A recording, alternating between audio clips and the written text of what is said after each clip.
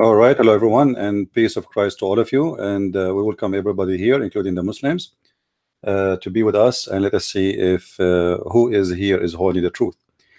Just by the way, I have received a challenge from a Muslim gentleman. His name is Khan. I think he is from India, and he offered me a challenge in Facebook, in Skype. I just saw the challenge from him, and right now he is with me live on air. We will take him in a minute. I see his text is saying that Allah says, if you have adopted in this produce one chapter. So this is his challenge. Before we start, please invite your friends, so everybody will hear this nice debate, as long as we have Mr. Khan with us, and look like he is a person who knows how to answer the questions and how to prove to us that Islam is coming from a divine God. So please share with everybody and invite your friends, and let us see what Mr. Khan want to say to us. Are you with me, Mr. Khan? Yeah, how are you, man? What's your name? My name is a Christian Prince. I thought you know who I am, right? No, I do not know who you are. It's my first time seeing you. So how you get to know me? I mean, why you text me in Skype? Okay, basically, yeah. Basically, there's a person named Sammy Sampson in YouTube. He just makes videos in a room. Like he just talks about stuff, and he's never done a debate in his life. So I wrote in a comment that show up for a debate, show up for an argument, and he doesn't even do any arguments. Then after I got a message from Warrior who was saying come for debate, and he told you your Skype, and I said I accept this challenge. All right. So okay, no problem. You are welcome. You are welcome, Mr. Khan. So how you can prove to me that Allah is a true God? How you can prove that to me? Okay, so first of all, Allah is also mentioned in the Bible. Where? So when you open the Gospel, when you open the Gospel, it says, Eli, Eli. And your God, his name is Eli? Your God, his name is Eli? Where you can find that in the Quran? No. Okay, isn't Eli and Allah if someone shouts it like no, Jesus Allah is different. No. Allah, so, Allah is something, and Eli is something else. You need to prove it to me. So, what Eli? First of all, Khan. First of all, listen. First of all, Khan. Let me make my point. Khan. Who told you first that even Eli is a name of God? Is Eli is a name of God? Is Eli a name of God? I'm asking you. You started already. You're not letting me make my point. So I will make you make a point, but you just said something funny. Is Eli is a word mean God, or it is a name of God? I'm asking you. I want to learn from you. Khan. You mentioned something. We don't want to jump over. We don't want to jump over it. You see, for me, learn about me. I don't let things go. You say something, I will hold you with it right away. You say something, Khan. I am the kind. If you say something, and I want you to do the same to me. I want you to do the same to me. So I'm asking you now, is Eli is a word mean God, or it is a name of God? Is Eli, don't jump. Is Eli a word mean God, or it is a name of God? Okay, what's the okay, what did Jesus call God? Tell me. This is not, I'm asking you. Don't change the question now. I'm asking you. Don't change the question. Don't change the question. You mentioned Eli. You mentioned Jesus yourself. You mentioned Jesus yourself. Eli is a word mean. Eli is a word mean God. Eli is a word mean God. It's not a name of God. Now, can you find me the word Eli exists in your Quran? You're giving me a subjective perception, which is not even with the scripture. So tell me, what did Jesus call us God? That's the main question. This is this is a word mean God. This is a word mean God. Okay, can you show me one translation? Can you show me one translation? It says that the word will you are the one who mentioned something. You have to prove it to me. Where in the Christian Bible it says that the word Eli is a name of God? Where in the Christian Bible it says that the word Eli is a word which is a name of God? Can you show me that? Okay, I'll show you. Okay, show me. I'm listening. It's enough. I'll show you the reference as well.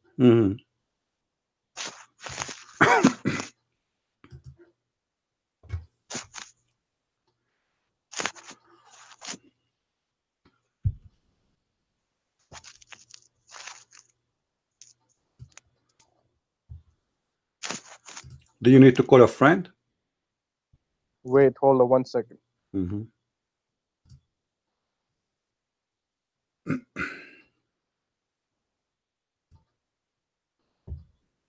So the Testament also says Elo and Ela in the English Bible. So this is the word mean God. This is the word mean God.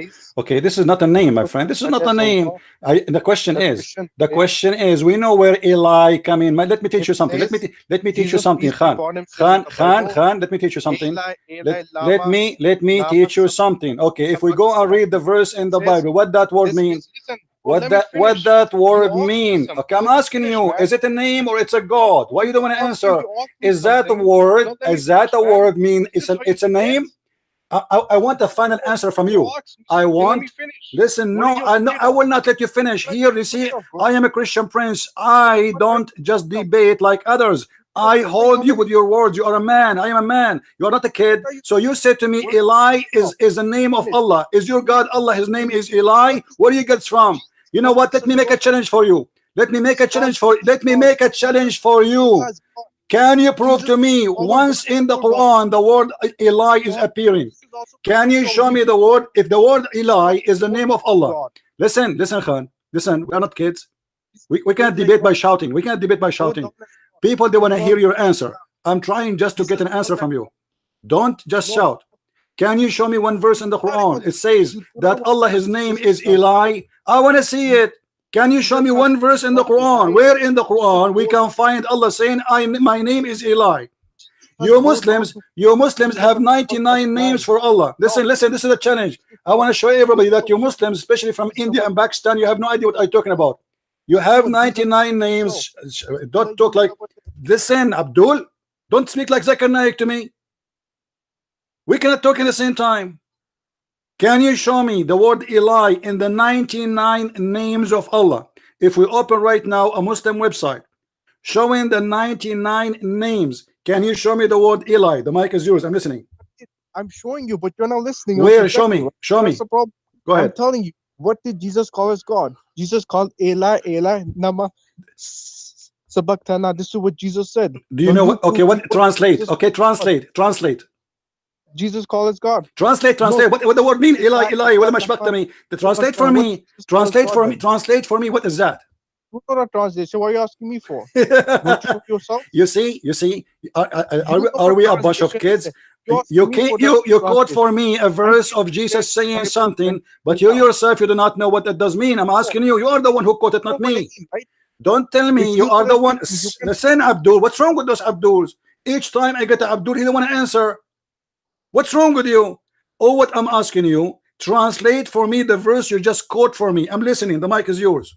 No, I'm asking you. No, you translate. You are the one who quoted. I'm not me. You are the one who translated for me. Go ahead. What did Jesus call as God?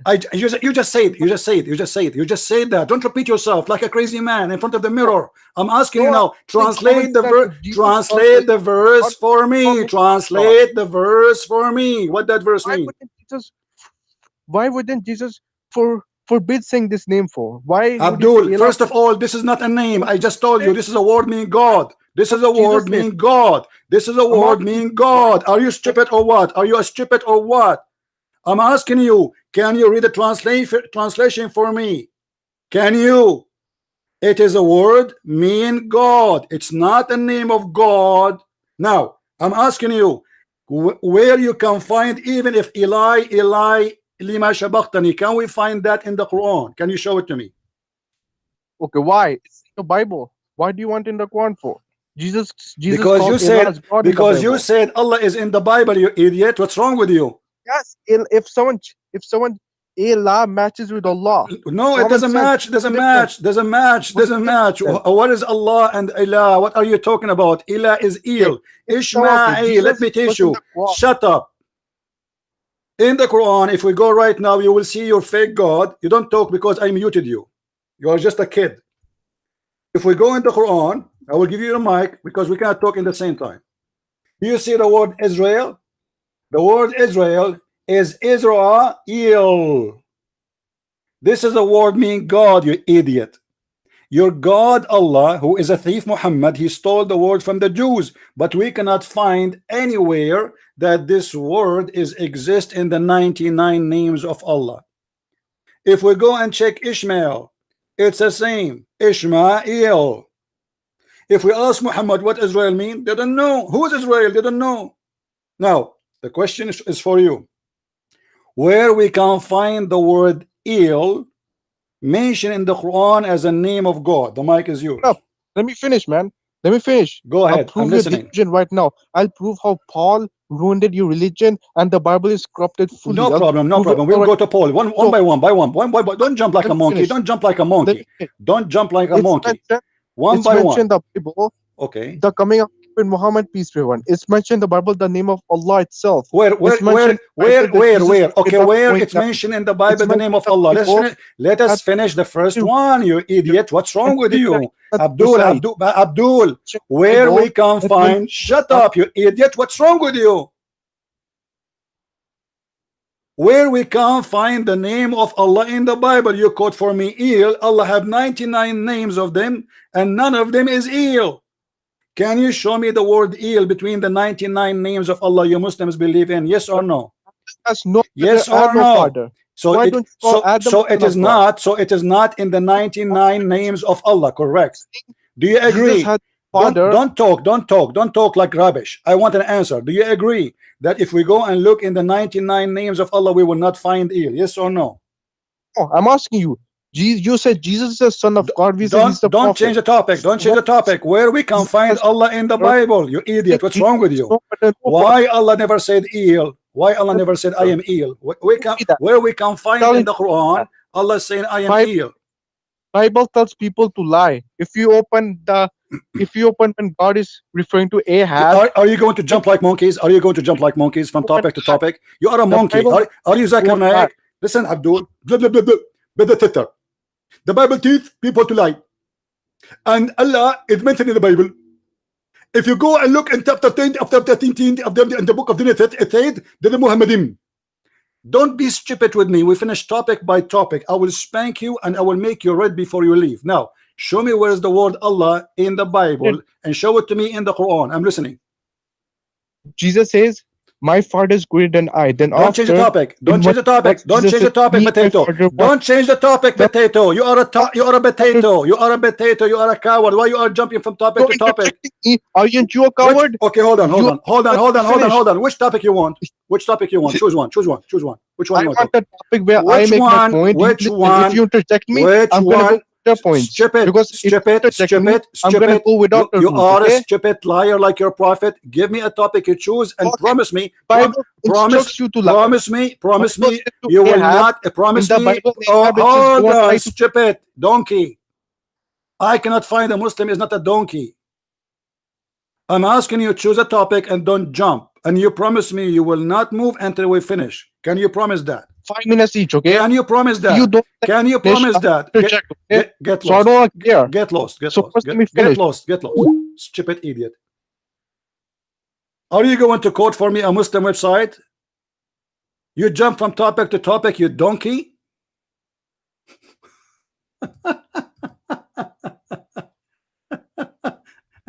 I don't know what.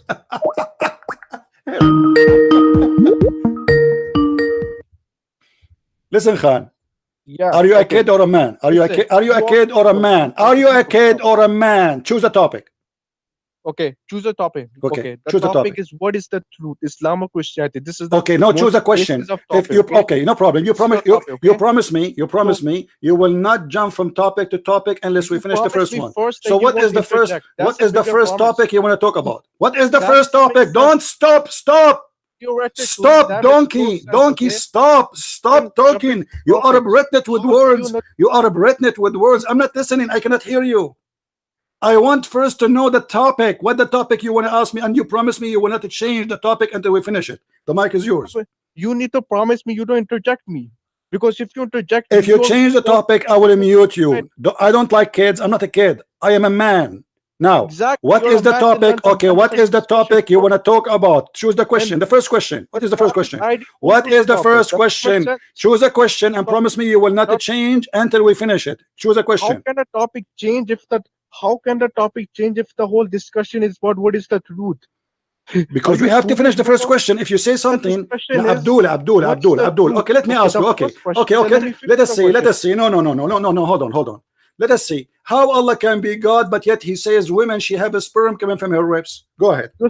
How can God can be God, but he says stupid things? What kind of God? What kind of God? Shut up. You are wasting my time. What kind of God? He said that your mother, she have testicles and she have balls in her breast. Is that God teaching? The mic is yours. Right. Is that God teaching? Yes or no? Okay. Bible says. Do you believe? Do you believe? Do you believe? You see, you ask me a question, I answered you. You are a coward. Get lost. You see, he will say to me, "You run away. You can say whatever you want. You are a donkey." This guy, he don't want to debate. He just want to talk and talk and talk. Jesus said. Jesus said. Get me your dad to debate me.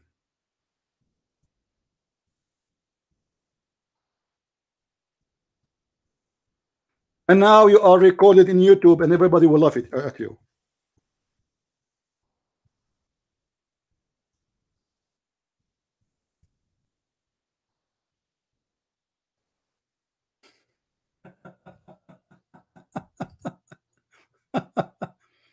What a stupid idiot.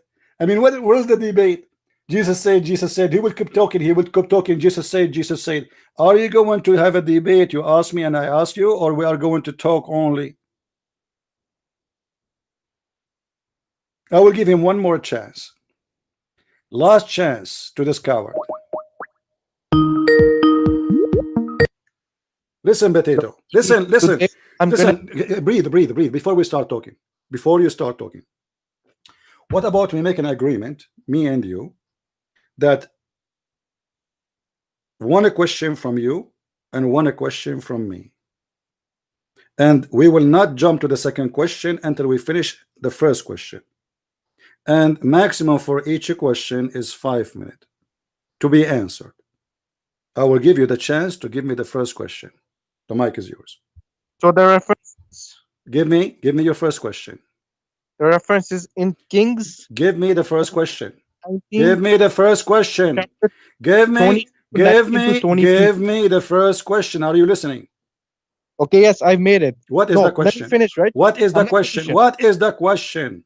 I'm saying that question, right? So you have to listen. Okay. You ask, listen. I'm asking you that how can a God be truthful if he has already instructed someone to lie? So in Kings chapter 22, verse 19 to 23, it says that God used a lying spirit to deceive Ahab. So why does God have to prove us to lie to Ahab? And this guys has said your Bible is false, and and your God uses fallacies to say people how to lie. All right, thank you. Are you done? Are you done? Should I answer? Should I answer now? Yeah. Okay. Yeah. First of all, the verse you are quoting for me, it's about a person who is a bad person like your prophet. So he is going to be deceived by the lying spirit, which means he is following Satan. God created Satan, and he is allowed to go and do whatever he can. But if people don't follow him, they will not be able to be deceived. However, let me answer, donkey. Don't answer, don't talk. And you are the one who said, I muted you because now it's my turn to talk. You are the one who said that God who teach people to lie, he cannot be God, and that can be found in the Quran in chapter 3 verse number 28, where Allah he encouraged Muslims to do taqiyya. There's a huge difference between someone he was deceived by the lying spirit, which is the devil, like your prophet, and if you don't follow the devil, he will not be deceived anyway.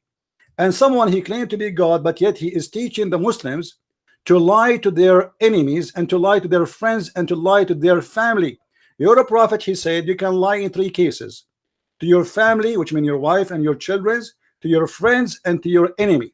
So your prophet, according to your words, he is the devil. The mic is yours. I'm listening. What is your reference? I gave you the reference. Chapter 3, okay. Chapter 3, verse number 28. Chapter 3, verse number 28. This is Shia. Chapter 3. Abdul, this is Quran. This is Quran. Tafsir al-Jalalain. Tafsir al-Jalalain is a Sunni. Is a Sunni tafsir. Is not a Shia. Quran is not the book of the Shia. Is Quran the book of Shia? Is the Which Quran? Book are you? Okay. Is the Quran? Maybe any scholar. Imam Shafi, Inafi, Imam Abu Utaymin, that has said that Taqiyya is lying. They've studied all their life. So you need to quote from let me ask you. Is your point? Who would address? Okay. Listen. Is Ibn Kathir? Hello. Wait. All the scholars I'm showing you in front of me. Listen. Stop talking. You asked me to show you, right?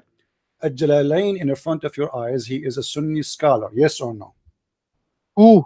Al-Jalalain, Tafsir Al-Jalalain. Is he Sunni scholar or not? Oh, which tafsir? Which Tafsir Al-Jalalain. What's wrong book? with you? What's wrong with you? Tafsir Al-Jalalain. Which book is that? The book of Al-Jalalain. It's called Tafsir. This is the name of the book. What hadith is that? Right? That's a book. But what do you mean? What hadith? Khaburi? What do you mean hadith? What do you mean hadith? Are you stupid or what? No. Tafsir. Whenever the Prophet has quotes, you have to show me that interpretation of who narrates it. You don't just say Abdul. Okay, hold on. What about Ibn Abbas, the cousin of your prophet, and he is a Muslim Sunni, considered to the Muslim Sunni? What tafsir? Okay, what's the book he has narrated? Tanwir al-Miqbas, Tafsir Ibn Abbas. This is the cousin of your prophet. He is the only one your prophet name as a prophet. The challenge of mankind. My friend, don't change the topic. Don't change the topic. You said to me. I'm asking you. I'm clarifying. You're not making any sense. What did he? Listen. Here we go. This is the website in the front of your eyes. I give you the link. Open it and read for me. Tafsir, what is this for? Tell me. Tafsir, it's in front of you. Open it and read it. Wait. Oh, where is this? Not open. It's not here. I gave you the link. I gave you the link.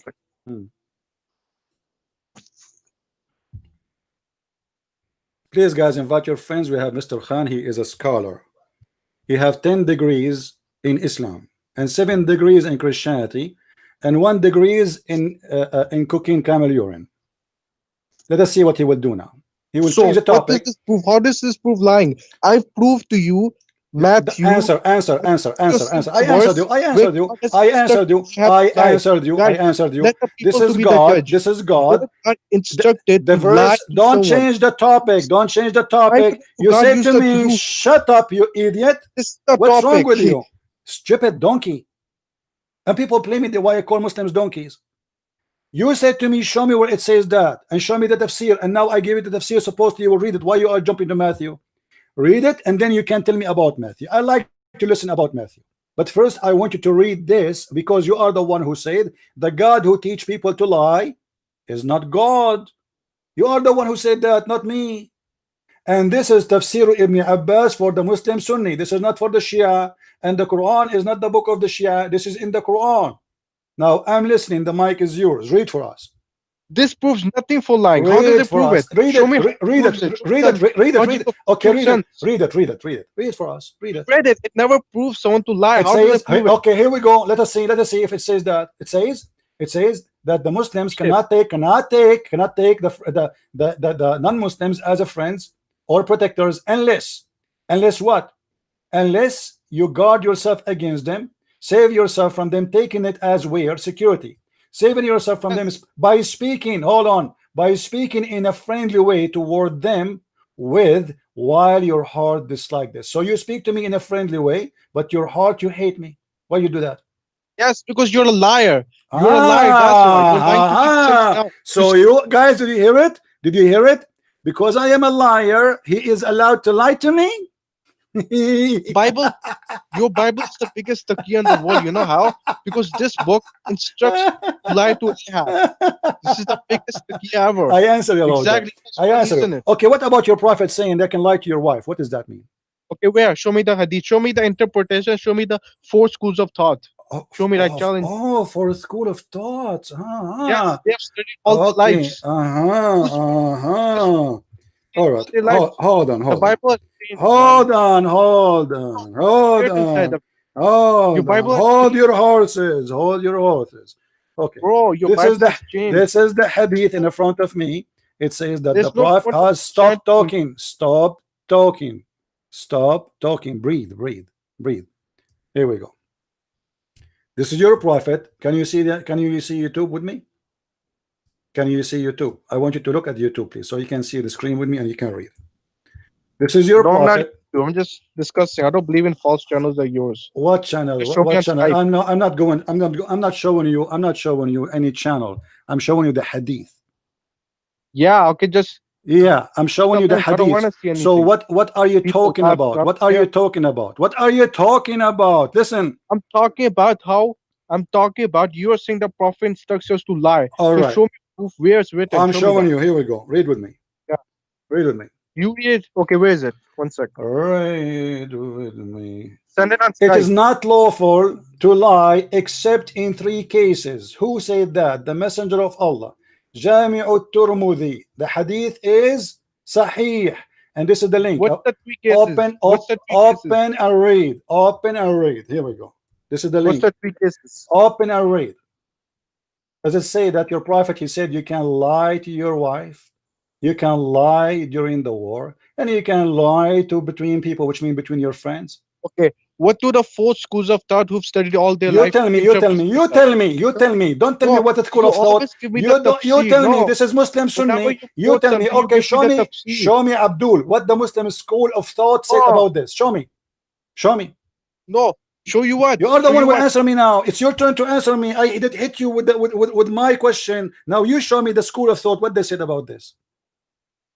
Show me which school of thought you want. Choose whatever you wish and show me. Let us love together.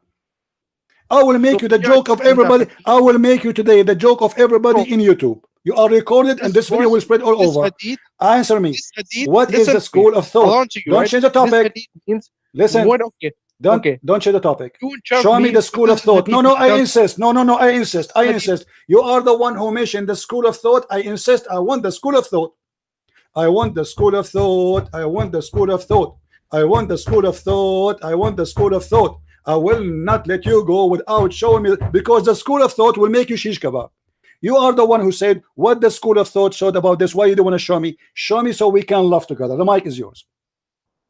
This word. Show me the school of thought, you donkey. You are the one who asked for it. You are the one who asked for it. You donkey. You donkey. You are stupid. You are stupid. You say things you don't mean. Do you mean it really when you said to me school of thought? Did you mean it? Did you mean it? Did you mean it when you said that to me, or you don't mean it? Please her. What? What's again? You have shown me this hadith where it says something the man tells his wife to please her. So tell me, what interpretation is this? You tell me that. You tell me, what does that mean? You tell me that. What? Tell me. Tell me what does that mean? The wife, she will ask you. The wife, she will ask you, did you marry additional women? You will say, no, honey, I did not marry additional women. You are the only woman I have. Okay, this is a lie or not? No, you tell me. I just told you. I can show you the fatwa. I can show you the fatwa that a Muslim, he can lie to his wife in any purpose he wish, even including marriage. What is this? Show me. Show you what? I just showed you here. You want me to show you the fatwa? Yeah, show me. I challenge you. Show me. All right. So if I show you, what you will do? You promise me to open the camera and do the monkey dance? No. Why? Why not? Why not? Burning hell. So there's also a challenge by Allah after this. Okay, hold on. Let me search for the fatwa and I'll show it to you. Hold on. Yes. Yeah, prove me that. Okay, hold on. Yeah. And tell me about the man, he is lying between the people until I find you the fatwa.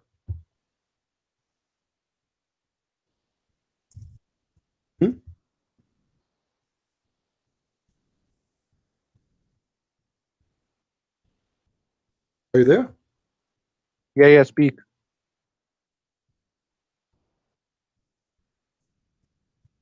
I'm waiting for your answer. Why you can lie to people?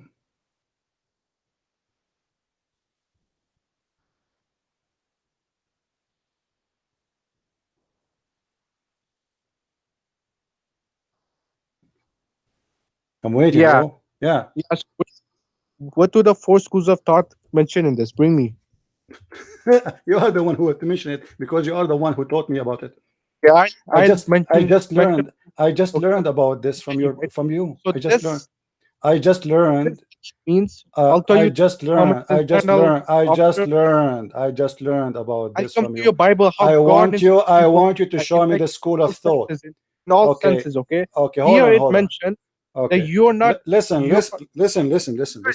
Listen. Why you don't want to explain to us how you can lie to your wife until I find you the fatwa? I'm explaining you, right? So listen, I'm explaining you, right? Okay. So here it says in this hadith, you have told me it is not lawful to lie except in 3 cases. Something the man tells his wife to please her. Okay, so you can lie if you find your wife ugly. You can say she looks good. This is one thing, right? You're not lying. You're just making a preceptional claim. Okay. Second, to lie in war. Who would ever be truthful in war? No one would, because you're there to deceive your enemy, right? So third, it says to bring peace. You can bring peace by saying other stuff which is Chanel assumptions. That's how you can lie in three stuff. Hmm. While your Bible says, okay, so you can lie to your wife. We start with the first one. You can lie to your wife for what reason? What reason you can lie with your wife?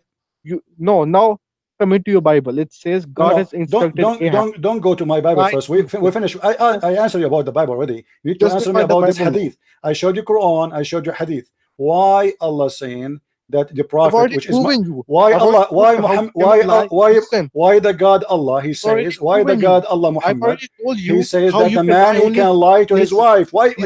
Give me a reason. Give me a reason you can lie to your wife. Give me a reason. Give me a reason. Give me a reason. Shut up. Shut up. Don't keep talking. Give me a reason so people will understand how you can lie to your wife in Islam. What is the reason? What is the reason?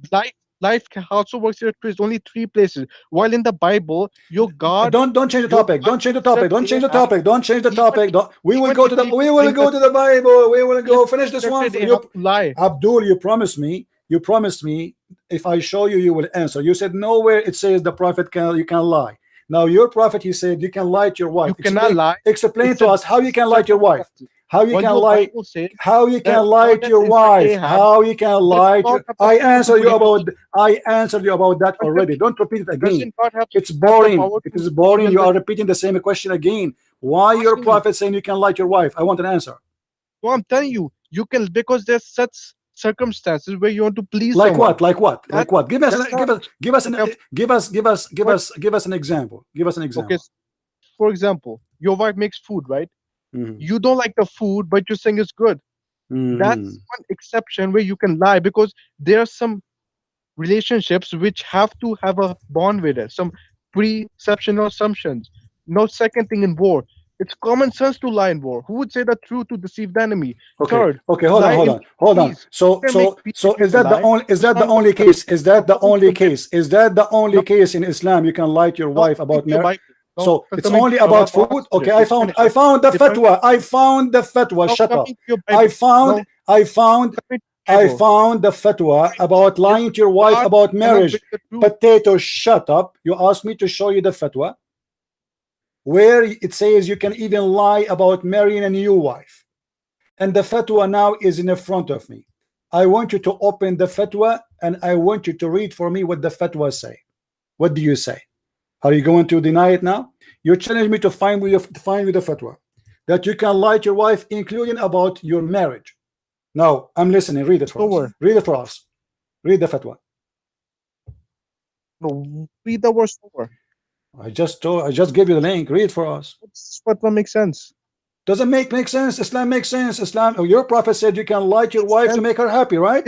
Okay. Here we go. This man. Right? This is a guy. This is a guy who did marry a woman, and he have now a first wife and second wife. Is it lawful for him to lie to his first wife about his marriage? Yes or no?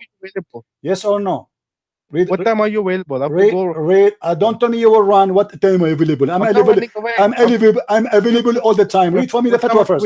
If you want to leave, you can leave after you read the fatwa. No, okay. I'm saying it's called. If you, without these three exceptions, Abdul, if you give me any other reason, it makes no sense. Abdul, I gave you the fatwa. I gave you the fatwa. Shut up. Shut up. Potato, son of Mut'a. I swear to Allah, I will divorce my wife, and I will wait for you until you divorce your wife, and I will marry her, and then I will be the father of your babies. What a filthy religion. Women, she exchange husband because he divorced her 3 times. Now read with me the fatwa. Does it say there that you can lie to your wife if you marry second wife? Yes or no? Yes or no? Yes or no, coward? Yes or no? Yes or no? So why you lie to us? Why you lie to us and you say this is about lying about food? Why Muslim they make it about silly stuff? You know, your wife, she asked you, is the food is good? You say yes. This is not about, you can lie about anything you want. But you see, guys, how they try to make it as like not a big deal. I mean, you can like your wife. You know, she asks you, I'm pretty. You say yes, but even she is ugly. This is not. This is about seriously. This is the coward. He hang up, guys. This is a very serious, filthy teaching of Muhammad. If the man and the wife, they cannot trust each other, even about marriage. Even he can lie to his wife about having second women, which means he's sleeping already with second women. I mean, don't even the women deserve to know that this guy he have a new wife?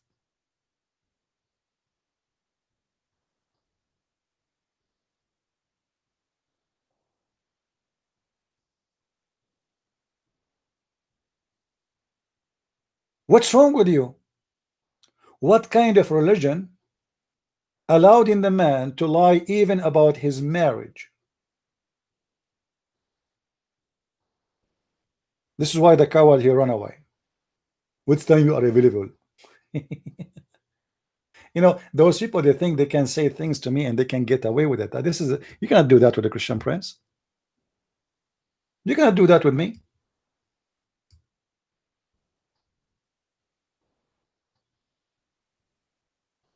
This is why debating Muslims is not a debate. It's like a chase. It's like a mice and a cat. He go between the furniture. You have to grab him from his tail and get him out. He opened a topic. Now he's sorry for mentioning this topic. And this is why he want to keep talking about something else. You see what they do, what the Muslims do. They ask you a question. You start answering the question. Before you finish the question answering, they give you a second question because he don't want you to breathe, because he's afraid you will ask him a question. You know what I mean? The point of like speaking so fast to the point he will not let you even talk because he's afraid that you might hit him with the question. So he want to go fast. The Bible, and then it says, and then it says, and how come the blood Jesus? He jumped from place to place because he don't want you to hold him from his stupidity. You cannot do that with the Christian prince. What he accused us with, it is the teaching of his God. And the teaching, you see, what he quote for us from the Bible is about a bad person who is following Satan anyway. God, he created Satan, but he did not create him in Christianity as Satan. He created him as an angel. He disobeyed God and he choose willingly, not like in Islam. Shaitan in Islam is a victim of Allah. Allah made him shaitan.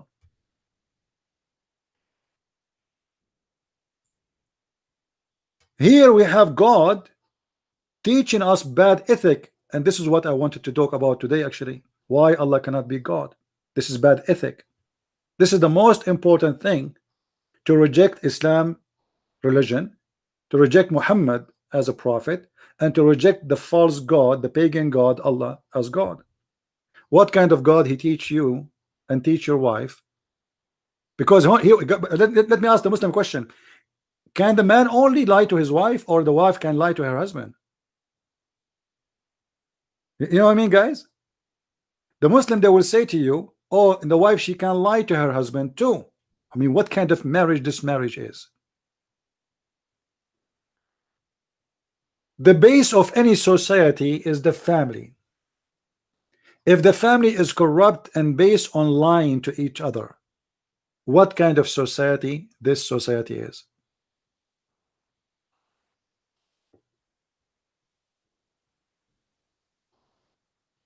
Well, he hung up and he left. Coward. What time you are available? What do you mean what time you are available? I'm here. Did I tell you I'm leaving? What time you are available?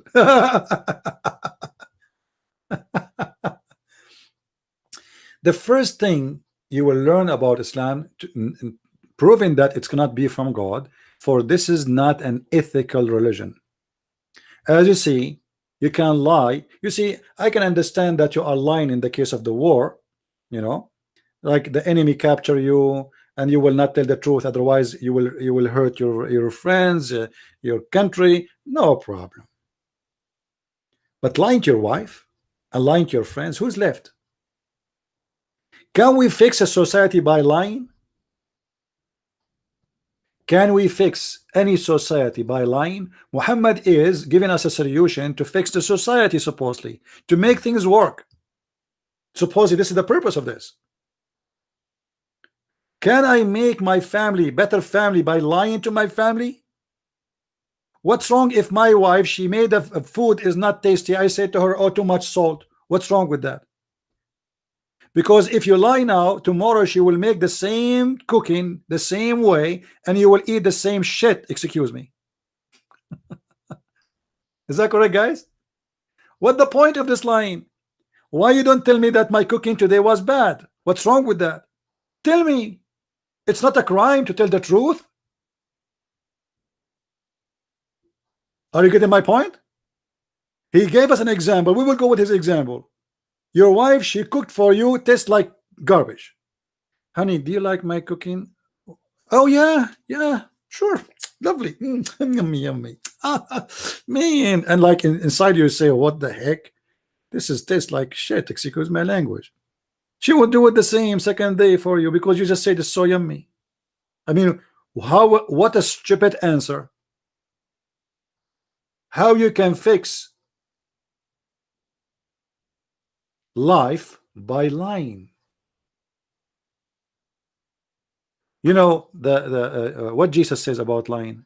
He said, "Lie, all lies is from the devil. All lies. There's no good lies. There's no good lies. Lies is a lie.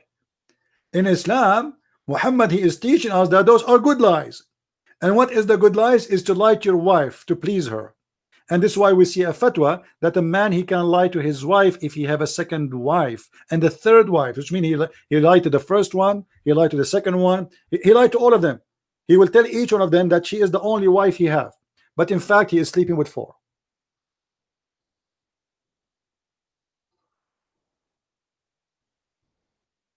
Do we have any Muslim here who would like to call us?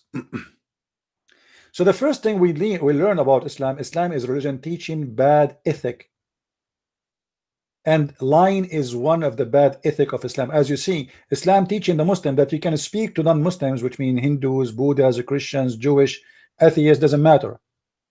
You speak to them friendly, but you are not allowed to be a friend for them. Let not the believers take the believers out of not to take the hypocrite, which means supposedly we are the look how funny, guys. The Quran and the Muslim explained this verse saying that we are the hypocrite. Yet the Quran is teaching the Muslims you can say to the Christians, I love you, but in fact in your heart is this like this, you hate them. You cannot take them, the Jews or the hypocrite or disbelievers, as a friends, as to become mighty and honorable. You cannot. A Muslim, he cannot be honorable with you. So what do you have to do to be? You see, even he cannot be noble with you. He have to be trashy. He have to be a scam. He have to be a gang. He have to be a rapist. He cannot be honorable with you. It's forbidden in Islam. In a preference to the believers who are sincere. What does that mean? If a believer, he is sincere to take non-Muslim as a friend, look what Allah says about him. Who does that, which means he take you as a friend for real, seeking might and honor by taking the hypocrites and disbelievers as a friends, he has no connection with Allah. Do you believe it? This is why you see some false people who teach about Islam, like James White, who claim that he is a person who have knowledge about Islam. He says to you, there's many Muslims don't want to kill us and they don't want to hate us. So this, they are practicing taqiyya, you idiot. If a Muslim, he mean really to be friendly to you, if he mean it, it says in the front of us that if he mean it, he has no connection with Allah, which means he is not a Muslim no more.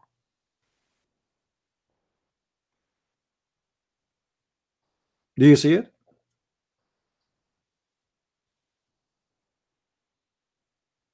Who is a wonderful Muslim here would like to call us? To be honest with you, when a Muslim he called me, I feel like I'm afraid. I feel like, oh boy. What the school of thought they said about this school of thought? I love it when a Muslim he speak a language he himself do not understand.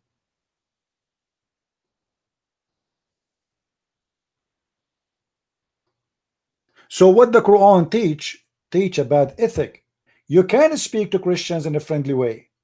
You can, yes, but you don't take them as a friends. This is a very bad ethic. This is not a teaching from God. Hello? Hold on a second, please.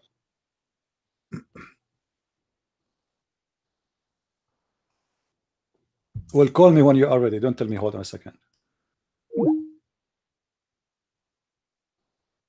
When you already call me, don't put me in hold. I mean, am I your friend to put me in hold? Hold on a second. That's funny. A Muslim calling and hold. He is the one putting me in hold. Hello. Hey, how are you doing? I'm fine. How are you doing, Mr. Aziz? I am doing wonderful at the moment. So you are a Muslim, Mr. Aziz? Yes, I am. Okay. Why you think Islam is from the true God? Well, let's talk about what you were talking earlier. Which is about the lying, and I mean, we can go any way you want. The thing is, no problem. Let us start a French, because we heard what your friend said. Let me clarify something. All I'm going to talk about is common sense. Reason why is because I am not a scholar. Okay, I haven't studied Islam in a long time. All I do is the regular practice. Okay. If you ask me about questions, I have to look it up on Google and find the source that I believe in. Okay. Or that I follow. Okay, now we are talking about something. Let us go for it then. You know, here in front of us, chapter 3, verse 28, it says you cannot take the Christians and the Jews as a friends, but you can lie to them, saying to them that you are a friend to them. What do you think about this? Well, I don't think that is true, because part of being a Muslim is to follow God and the prophets. Okay. Correct? All right. And the very most popular story about the prophet is that his neighbor was a Jew. Can you show me the reference? A reference. Sure. Yeah, because I never found this reference. By the way, can you read Arabic? I will learn from you if you want to teach me, no problem. But go to the topic now. Can you show me the friend of the prophet who was a Jew? I want to see that. Hold on. Okay, show me. Hold on a second, please. Yeah.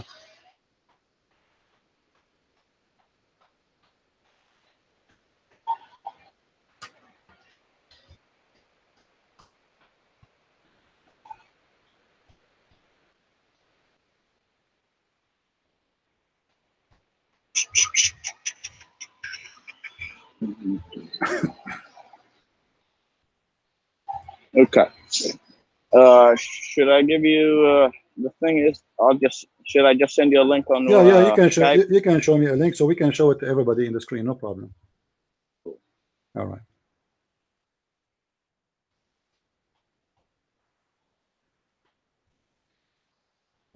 All right. I will open for you. Yeah. Go ahead and okay, I will open the reference you gave me. By the way, my reference is I learned it in 2 different schools, and that's back when I was a little child. Yeah. And 2 different countries. Okay, but as I know, the reference you gave me is not a reference. Is that a reference, really?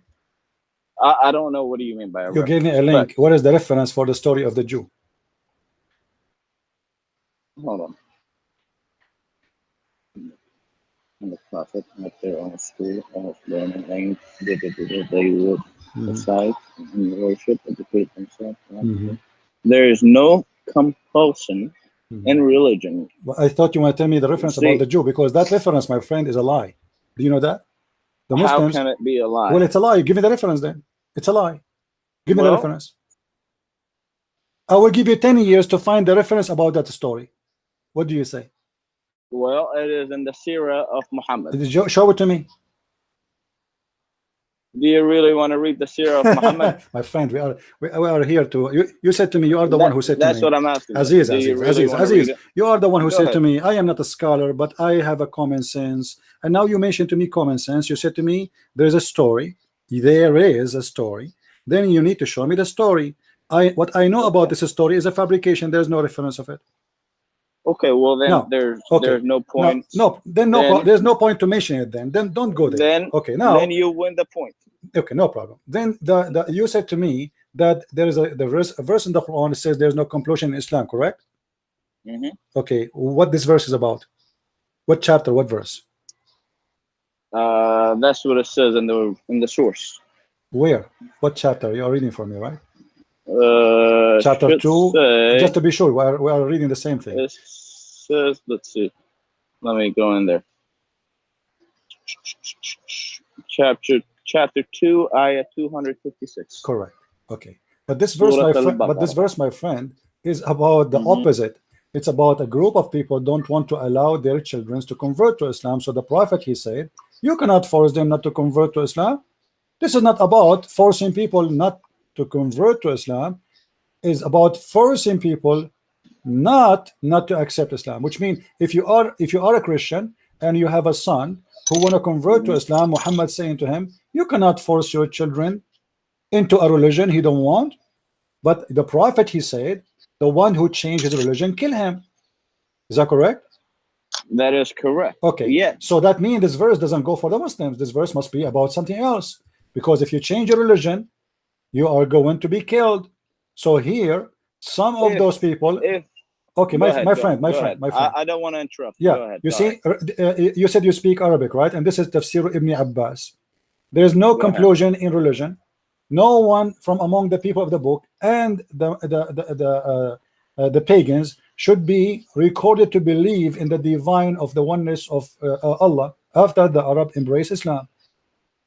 So this is revealed about a bunch of people who they are not letting their children to convert to Islam. So Muhammad, he said to them, you cannot force people not to convert to Islam, but you just agreed that if somebody decide to leave Islam, he will be killed. So how does verse fit with the agreement that Muhammad will kill anyone leave Islam? That's mean you will be forced to stay as a Muslim. So this verse have nothing to do with what you said, and the interpretation of the verse proving that this is about a group of people. They are not allowing their children to convert to Islam. Who Muhammad, he said to them, oh, you cannot do that. You cannot. You force not your children not to join the religion. We cannot. There is no enforcement on them. But so may I speak now? For example, you're a Christian, correct? I can't force you to become a Muslim. That's not true. That's true. I can't force you to become a Muslim. Okay, read for me chapter 9, verse 29 then.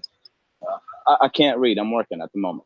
Okay. But do you know what verse? Do you know what chapter? Do you know what chapter 9, verse number 29 says, Mr. Aziz? No, I don't. Okay.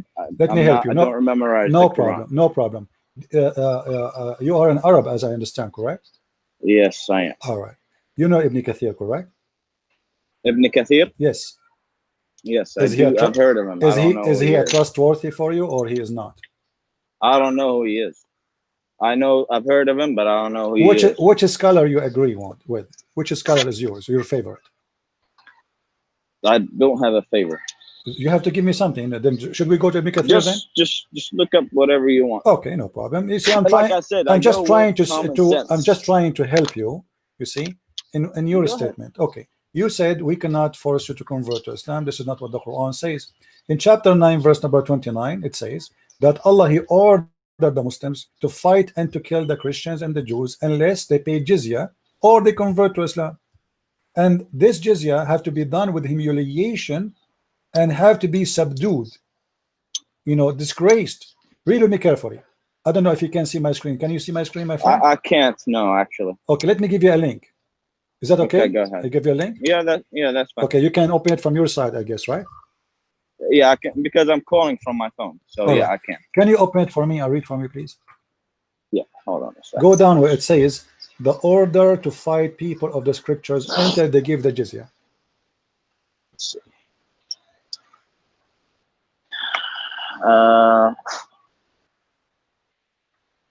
Which one did you say? Go down until it says the order to fight the people of the scriptures until they give jizya.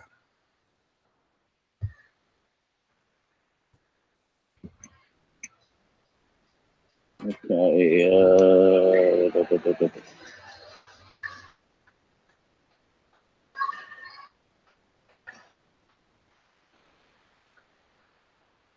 I don't see it. Is it? Go down, scroll down. It says, let me find for you in Arabic, so that will be easier for you. It says, yes. Do you see it in Arabic? No, the last one that I see is لا تبدأ اليهود والنصارى بالإسلام. بالسلام. بالسلام. بالسلام. Yes. So if you go before that, all right, before that, go up a little bit. You will see it says قاتلوا الذين لا. Right. Okay. Now there the interpretation saying that you fight them for a reason. What is the reason? Because they refuse to accept Islam. So you just said to me, we cannot force you to accept Islam, but you fight me because I don't accept Islam. And then you have to force me. You have to force me to pay the jizya. And then if I don't pay the jizya, you will kill me. So why you have to force me? If you go and flip the page, or you can read the whole page there, you will see. You do agree with me? This situation is when a war is going on, correct? It's your prophet who launched the war. Yeah, but you do agree with me that Islam, my friend, this is an order for Muslims to fight this war forever. قاتلوا الذين لا يؤمنون. Fight those who don't believe, not those who are fighting you. Fight anyone who don't believe. This is an order from your prophet, from your God, to fight anyone. Okay, let me ask you. Do you read what it says there? It says that when the Arabian Peninsula was secured under the Muslim control, Allah commanded His messenger to fight the people of the scriptures, the Jews and the Christians. All right. So Allah commanded him to fight who? The Christians and the Jews. Until what? Until they believe. So this is a duty the Muslims carry on. It's not only, this is the order from Allah for all the Muslims, not only for a certain time. Actually, that is for a certain time, because can you that's prove it? When the beginning of Islam. Can you prove it? Can you prove that this was only for a certain time? Yes, because it's talking about because it's talking about the era of Muhammad. But Muhammad, my friend, Islam in the Arabic Peninsula. Okay. See, when the Islam came to the Arabic Peninsula, as you and I know, that it started in Mecca, and then he migrated to Medina, which Medina was half Jews and half Christians. Are we good at that point? No, because I don't think that Medina was half Christian anyway. But then anyway, what was it? But that's not important. Okay, what happened next? Okay, it doesn't matter. So let's just say, as I was told, it's half Muslims, half Christians. There was a treaty that was made between the Prophet and those two tribes. The one tribe that was Jews, and the other tribe was Christians. But this is not about this, my friend. This is in the 9th year of Hijrah. Do you know how to read, right? It says in the 9th year of Hijrah. This is all is over now, and Muhammad decided to kill the Christians who are out of the Arabian Peninsula. He is done. He killed all the Christians. He killed all the Jews in the Arabian Peninsula. Read with me carefully. Yeah, it says. Read carefully, Abdul, my friend. Read carefully. Arabian Peninsula was secured under the Muslim control, which means there's nobody there except Muslims. Allah commanded His messenger to fight the people of the scriptures, the Jews and the Christians. On the 9th year of the Hijrah, He prepared an army to fight the Roman. Is that the first one? Yeah, well, it's in front of you. The same page. The Roman. There's no Roman in the Arabian Peninsula. There is no Roman in the Arabian Peninsula. Why your prophet? Why your prophet when attacked the Roman? The Roman. Yeah, it says here. As we all know, there was 3 empires back then: the Roman, the Persian, and then the Muslim. I don't care. Why he want to attack the Roman? Because the Romans took Jerusalem. Took it from whom? Took it from whom? But your prophet took it from those people that are there. From who? Who are they? Those people who are there? They are Jews. Are you sure? Or Banu Israel. Okay, but as I know, your God Allah, He praised the Roman and He believed they are good people. Of course, God is not gonna disgrace a human He created. My friend, you are saying He want to fight the Roman. He want to fight the Roman, but Allah, He called the Roman believers, and He called them a great people in the Quran. If you go to chapter 3, the Quran says that, my friend, listen, don't to jump. You said that because the Roman, they took Jerusalem, that the Roman, they are in Jerusalem for the last 400, 500 years. So nothing new. Okay, so why now He want to attack the Roman? Why? Well, you know, what the problem? And the Quran in chapter 30, there's a chapter, it's called the chapter of Rum. You heard of it? A Rum? What is it? What is it? The chapter of the Roman. Yeah, a Rum, yes. Which means the Roman. So there's a chapter have their names. Allah, He called the Roman as a good believers. So how Allah want to fight the Roman who they are good believers? How Allah wants to fight the Romans? Yeah, if they are, if He is praising them and He promised them victory, why Allah promised him victory? Okay, well, here I'll tell you why. Why? So, as you probably do know, we do respect the prophets that got sent. and Isa, which is Jesus, is one of them. Now, when Isa traveled from Egypt to Jerusalem, that's where we believe that the Bible was fabricated, and that's why what does have to do with my topic, my friend? My topic is this. You're going so far. I'm asking you why the prophet, giving you the reasons. Why the prophet attacked the Roman? Because the Romans changed or fabricated the Bible, and there was. But you're a prophet, my friend. The Roman have nothing to do with this for a very simple reason. Your God approving them as believers in the time of Muhammad, not after. Chapter 30 in the Quran was given to Muhammad during his lifetime, and the Roman already are Christians. Read with me what the Quran says. The Roman has been defeated in the land close by they, even after this defeat of there will be soon victorious within a few years with Allah in decision in the past, in the future, and on the day that the shall believer rejoice. So he called them as believers who rejoice victory. So how you are saying to me the Roman, they are the one who corrupt the Bible, and Allah, he called them as believers who rejoice victory soon. So who is the Jesus that made the golden? Don't my friend, don't change topic. The Quran, I'm not changing the topic. Okay, the Quran is calling the Roman, the Quran calling the Roman believers. How they are people who change the Bible, but yet Allah, he called them believers. Okay, they're believers because they believed in a book that God has revealed. But you just said they changed the Bible. That is wrong book. They cannot be. You cannot be a believer if you believe in the book of the devil. Are you? Okay, so you can't believe in a book that is written by the devil. That is correct. Yes. So then God should not call you a believer in the true God if you believe. Like for me, my God is Jesus. Is that will make me a believer or will make me a kafir? The Quran says we are kuffar. That is correct. Okay, so how the Quran called the Roman as believers? Because God said that the Romans are disbelievers because they believe that Jesus is a God, and says that But he called them believers. He did not call them pagans. The Quran called the Christians pagans, kuffar.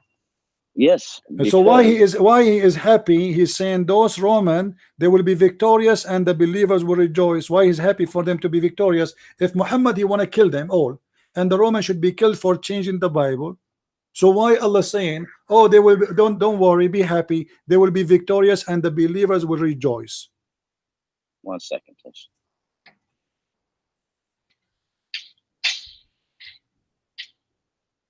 So your question was, why did God said that the Romans will be rejoice, and why the believer will be joyous? Which means even the Muslim, they consider them, they are brothers and sisters, and we will rejoice together. Because if you go to the interpretation, you will see that the pagans and the Arab, they said to Muhammad, aha, you claim to be, you have the same God of the Christians. Here we go, the Christian, they lost the war with the Persian.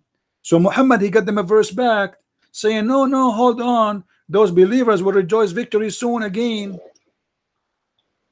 So why Muhammad in a few years after he himself, he want to kill them? Doesn't make sense. I'm not understanding, my friend. Here he is promising the Roman victory, and he is going to celebrate with them victory. The believers will rejoice, including the Muslims will rejoice. Rejoice what? Rejoice the victory of the Roman. So how the Roman are pagans and they are bad, and yet you will rejoice with them the victory? Because like I said, Muhammad said that he promised the believers winning against the Romans. No, my friend. Here, the one who is a promise to win is the Roman. The Roman. This is the Romans are promised to win. My friend, you are not listening. I understand. Okay. I respect your honesty. You said to me, I'm not a scholar. I do not know much. So this is why I'm going easy with you. This verse promising the Roman victory, and the verse saying when the Roman victorious become victorious, the believers will rejoice. Not the believers will rejoice over victory over the Roman losing. No, the Roman will be winning the war, and the believers will rejoice. So Allah here is speaking good of the Roman. So how they are the one who changed the Bible, yet Allah will give them victory, and the believers will rejoice for the believer Christians. They had victory. Just 1 second, please. I have a customer. He's gone. Where is he? Yeah. Oh, okay. Thank you.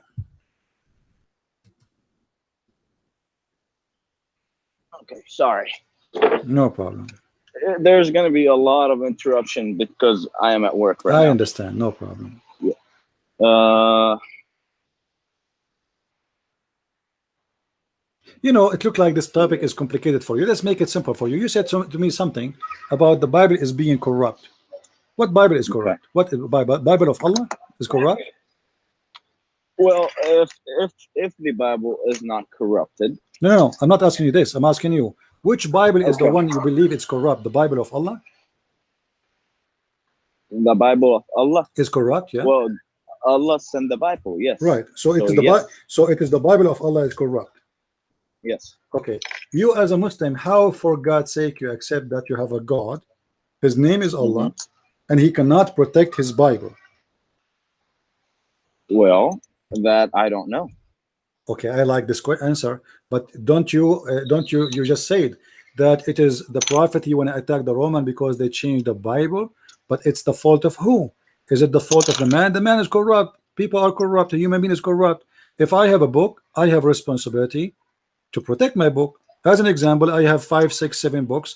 All of them, they are published. If somebody tried to change anything of them, I would take him to court, and I have the original to prove it.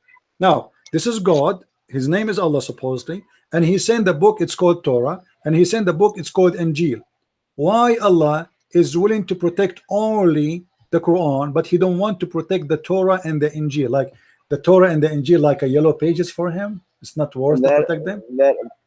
That's a good one. That I always question myself is, why did God send the Torah and then it was messed around with, and then God sent another book, which is the Bible, and then it was messed around with, and why not the Quran messed around with? So now that I don't know the answer to. Okay, because I will help you. Me is you sound a decent guy, Aziz. You sound a decent guy. I really respect you. To me, it sounds like, what kind of God would send so many holy books, okay, yet they all get corrupted except the last one? Right. That doesn't make sense. And you are the person of sense and logic. I like that. Exactly. Yet we do both agree that we are humans, and us humans cannot judge what God can do. Correct? Well, not in the logic of the Muslims. As an example, the Muslims, they always judge God. They say how God can be a man. So you are judging God. You know, well, you say how God can be a man. You are questioning if God can or he cannot. So you do. But you see here, well, the question here, if Allah is God and he is eternal and his words are equal, I mean, it's funny if somebody want to say to me that the word of God is not equal to the word of God. Do you agree? Wait, say that again. If somebody said to you that the word of God is not equal to the word of God, don't that look funny and stupid? What is that supposed to? It doesn't mean anything. No, so yes, of course it's stupid. Yeah, so the word of God must be equal. So now the Torah is the word of God, the Injil is the word of God, the Quran is the word of God according to Muslims. So why Allah he don't care to protect the others when all of them, they are the word of God anyway? Well, I'll tell you this, and don't take me as, you know, as a mean guy. If you can find the answer to that, I'll be more than happy, because I really want to pick the correct religion. Well, my friend, first of all, the Quran is not protected. I don't know if you know the story. Like, as an example, do you know the story about the goat who ate the Quran? Yes, I do. Okay. So how the Muslims, and you are a Muslim, believe the Quran is protected, but yet we have a clear evidence, Sahih Hadith, saying the Quran was eaten by a goat, and now those verses are missing? Because if you allow me to go back to the main point. The main point is, in order to believe in Islam, you must believe the Sirah of Muhammad. And Muhammad, peace upon him, said that, and also God said that the Quran. Your phone is ready, sir. Just 1 second, please. All right, guys. He looked like he have a store or something. So, guys, this guy is trying to be. You see, if you are a Muslim like Mr. Aziz, I will talk to you until tomorrow. He don't shout, he don't play games. I like that. At least he is being honest, right? he have the right to defend his religion, no problem. I mean, you are welcome to defend your religion, but don't flood us with your voice and shout and scream, and you think by doing that you are going to get away with it. You cannot do that with me.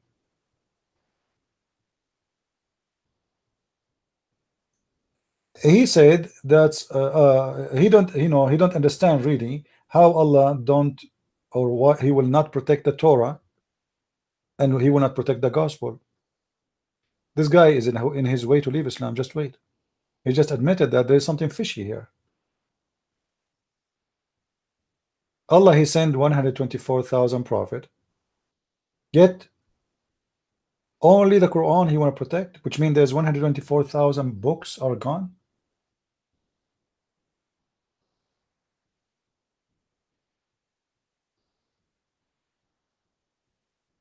We will wait for him to call to go get back. He's still online with me, but he have like customers in his store. Anyway, guys, please invite your friends. Hey, do you want me to call you back because it's going to be a little while? No problem, Aziz. You're welcome. You can call me anytime. All righty, thank you. I'm glad to meet you and to talk to you. Thank you. You're welcome. Take care. Guys, the lie which Muslims they believe in, that the Quran is protected. Here we go in front of you. This is the wife of the Prophet, is speaking about a goat who ate the Quran, and now there's many verses in the Quran, chapters are missing. Where we can find the stoning to death verse? It's gone. Where is the protection? According to the scholars, according to Umar ibn Khattab, who is a companion of Muhammad, who Allah himself, he took Quran from him, the Quran was 1,025,000 letter, which mean 1,025,000. What is left now is less than 270,000 letter, which mean more than 80% of the Quran is eaten by the goat. It's not really a verse or a chapter or two. Look like this goat, she was hungry, and trust me, a goat, she can eat the whole book easy. I don't know if you ever see a goat. They eat anything. They eat papers, they eat plastic, they eat anything. Any one of you saw goats? They eat anything in their way. Anything.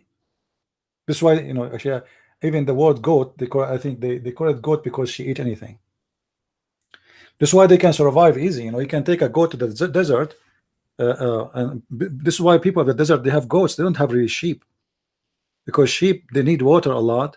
They need the grass. They need certain kind of food. When the goat, she can eat anything. What they call those things, like the plant who have needles, which nobody can eat. The goat can eat it easy. She chew it, she eat it as if it's like falafel.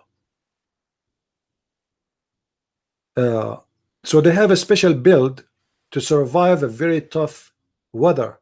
They can climb the mountains. You know, they can live in a cold area. They can live in a very harsh area, a desert area. They can survive easy. So the Quran is protected, is a big fat lie. Allah, he could not even stop a goat. Okay, the goat ate the Quran. Where is the verses now? According to this hadith, there's verses about stoning to death. Stoning to death. All right.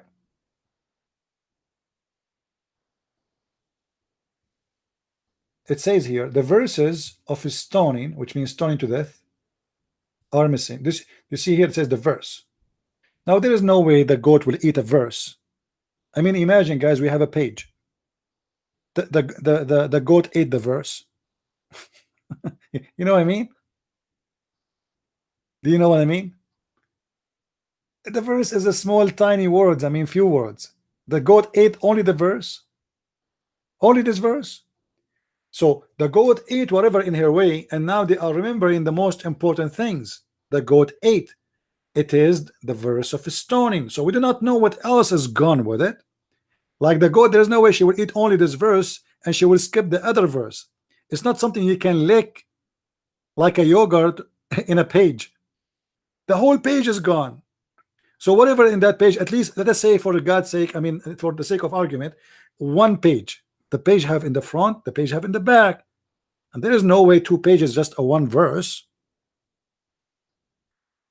Then it says here, and the breastfeeding for adult 10 times was revealed.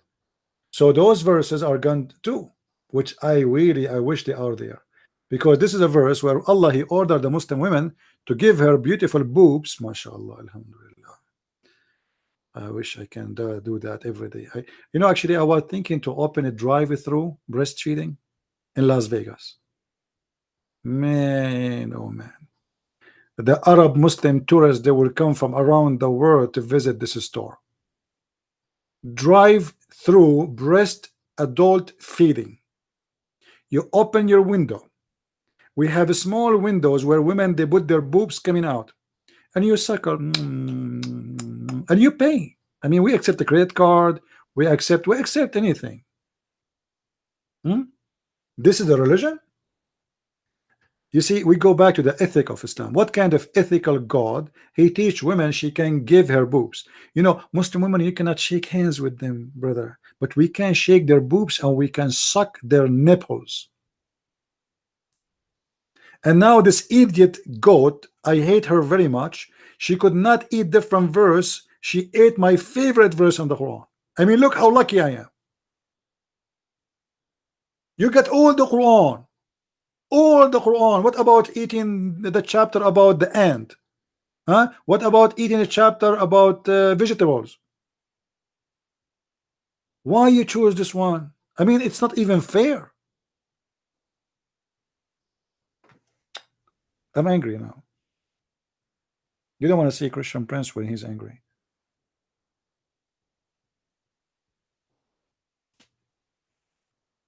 Do we have any Muslim would like to give us a call?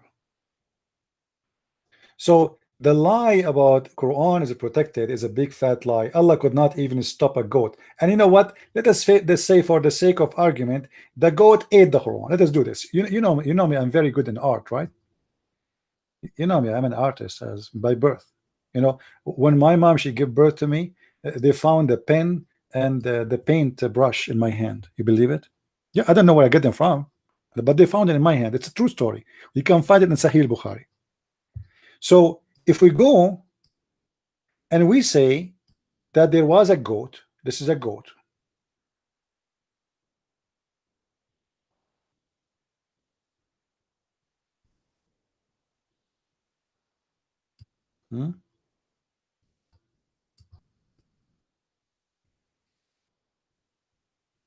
The goat ate some pages of the Quran. Yummy, yummy. This is the Quran. Oh, he's calling back. Hello? Hello, how are you? Yes, Aziz, how are you? Sorry, it's no problem, no problem. It's a hectic day. You got to reach the American dream by working every day. Yeah, good for you, good for you. No problem. Okay. So my friend, we were. Where did we get to? Yeah, we were talking about the Quran is protected or not, you know, and the gospel is protected or not. You see, in front of me, you mentioned to me the story. I mentioned to you the story of the goat who ate the Quran, and you said you know about it, right? Yeah. So this goat ate the Quran. Okay, how then the Muslims, they say to us Allah protected the Quran when the goat was able to defeat Allah by this story? Well, you know, if you look at today's, you know, daily things, you would see a lot of Qurans being destroyed or burned. Correct? That doesn't mean that the Quran is being burnt everywhere. Are we on the same point? Yeah, but this is nothing to do with my topic. Yeah, so this is not today, and this is not the topic of where the Quran first got printed. Yeah. So we agree on the same point. Yeah, but you see here. Now the thing is, how would the Quran be copied exactly the same if some of it was eaten by a goat? So now we have verses are missing, right? Okay. So the thing is, the reason why I believe in it is not just because my dad told me, or such and such told me, or such and such told me. It's because I studied Arabic, and I am glad the fact that I'm fluent in Arabic. the fact that no human being can put words in Arabic together to be that perfect. The second thing is, God said that the Quran is not just saved through the book or the copy, but it's saved through, how do you say, memorized through the memories of Muhammad and his Okay, that's wonderful. So now we can find the verses for death, stoning to death, as long they are surviving by the memory. Can you quote for me the verse of stoning? The verse of who? Stoning to death, or the verse about breastfeeding for adult. Can you recite the verse for me? You said, okay, the goat ate it, but however Allah protected, because the Quran is protected by the heart of the believers. But we cannot find the verses of stoning, or verses about breastfeeding for adult, or 10 times or 5 times. Can you recite for me the verses of breastfeeding for adult 10 times? Okay. For example, those that like, when does somebody get stoned? First occasion is if you commit rape. Aziz, listen to the question. Aziz, not okay. I'm not asking you about this. You said that the Quran is protected anyway by the heart of the believers, correct? Okay. Can you quote for me, or any Muslim, can he quote for me the verses of 5 times adult breastfeeding? Can you quote the verse for me? What does that mean? There's a verse in the Quran which is missing. Goat ate it, about 10 times breastfeeding for adult. In case you do not know what does that mean, your prophet, he allowed Muslim women, he ordered them to give their breast to a stranger, if in order to stay with them or to meet with them. So with my respect to your family, I don't mean to be respectful. If you have a wife, she have to give her breast to a stranger, and he have to suck it 10 different times in order for him to be lawful to sit next to her in one room. This verse we cannot find in the Quran. Can you recite it for me? So if I want to sit with a woman, yes, you have, I should suck her breast 10 times? Yes, you have to suck it 10 times, and this was a verse in the Quran. But what is the point of it?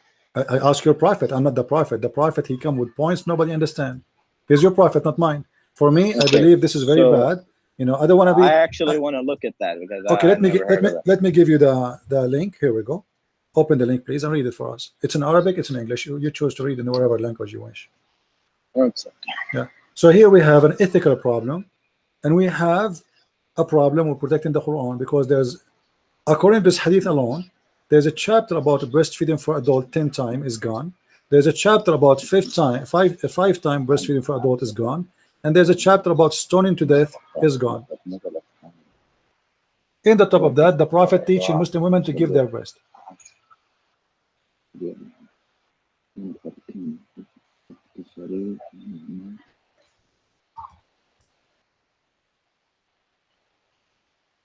Okay. So what do you think, Aziz? 1 second.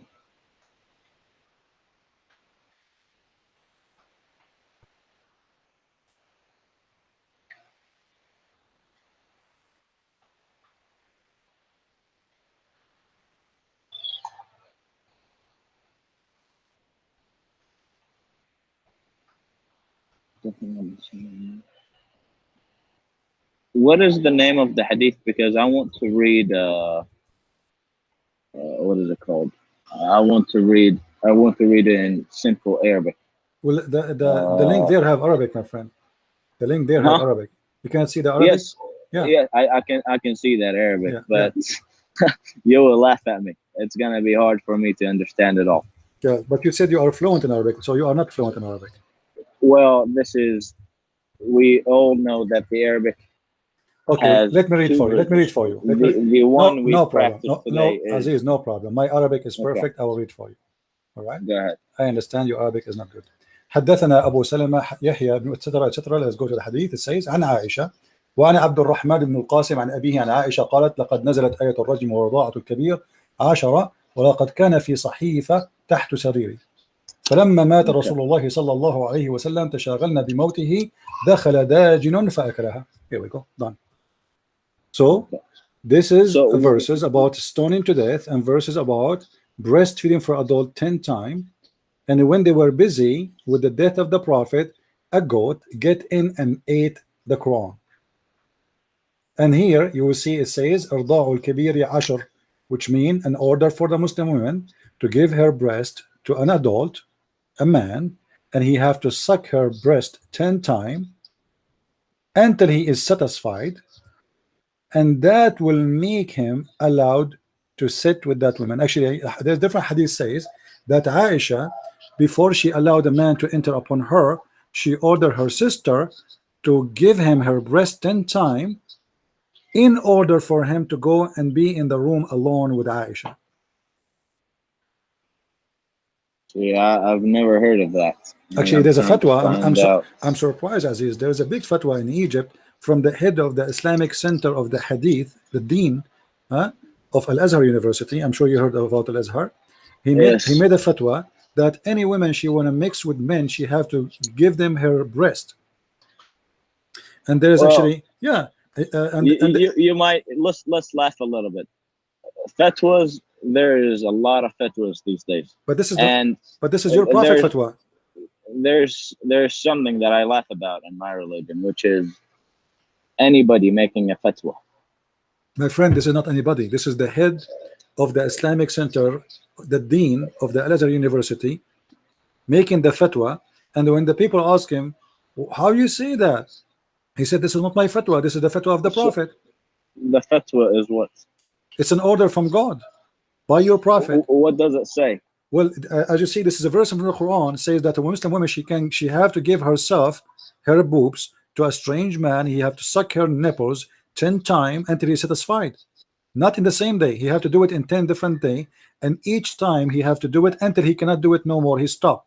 That's it. He's satisfied. So in this, I don't know. You can search it on YouTube. I wish I can play it for you, but they have copyright over it. You know, in the interview with the dean of the Azhar University, the host, the woman, she asked him, "Well, are you saying if I go in the bus, I have to give my breast to everybody in the bus?" He said, "Yes." And she said, "Do you know how many men here work with me in the studio?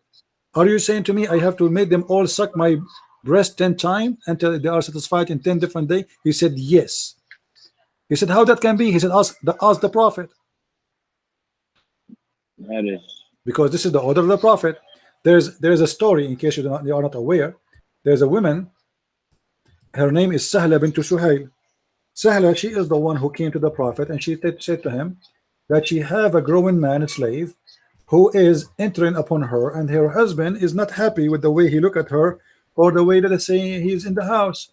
So the prophet, he said, give him your boobs, let him suck it 10 times. The woman, she said, how I can make him suck my breast if he is a growing man? The prophet said, well, I know he is a growing man, let him suck your breast. So the story, you know, the story about this is coming from your prophet, and you know, how you can explain it? No, explain it to me. Well, yeah, I'm right now reading about it actually. Okay. There are many things.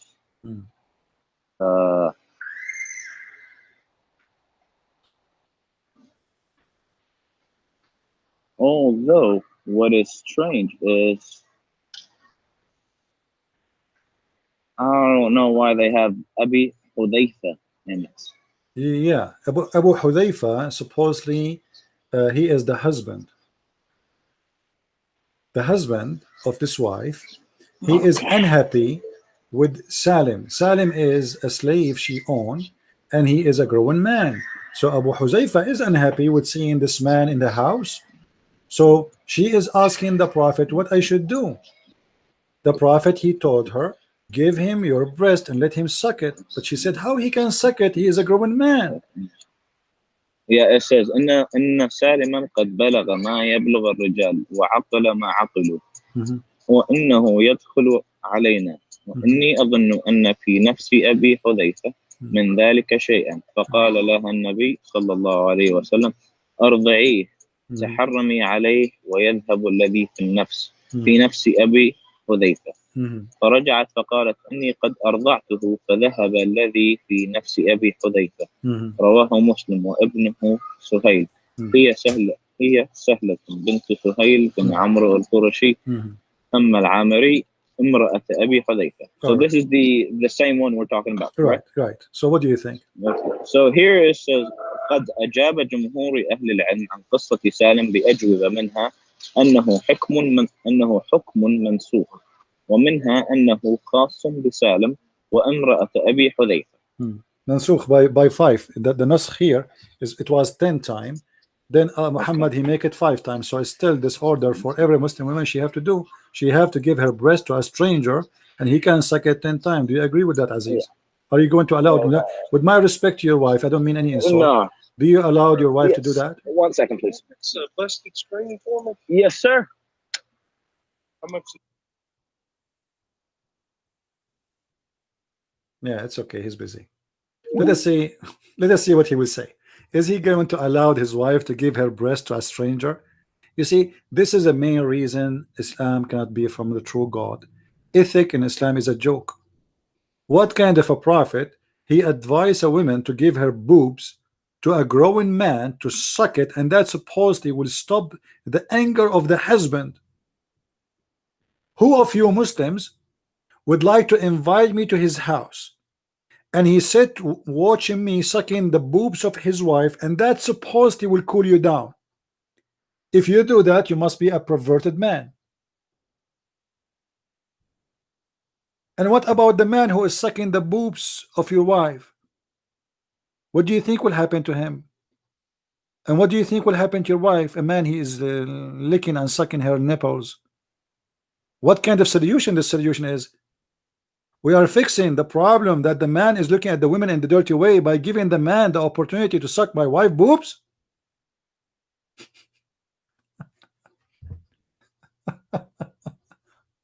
We are Muslims, we are very conservative. We are very conservative.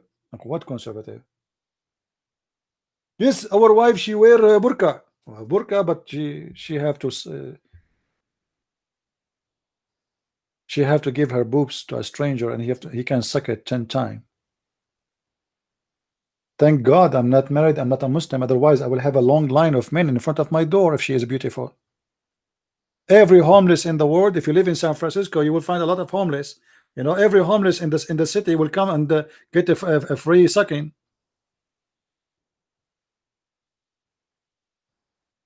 If my wife, she go in the train, she have to give her boobs to everybody in the train.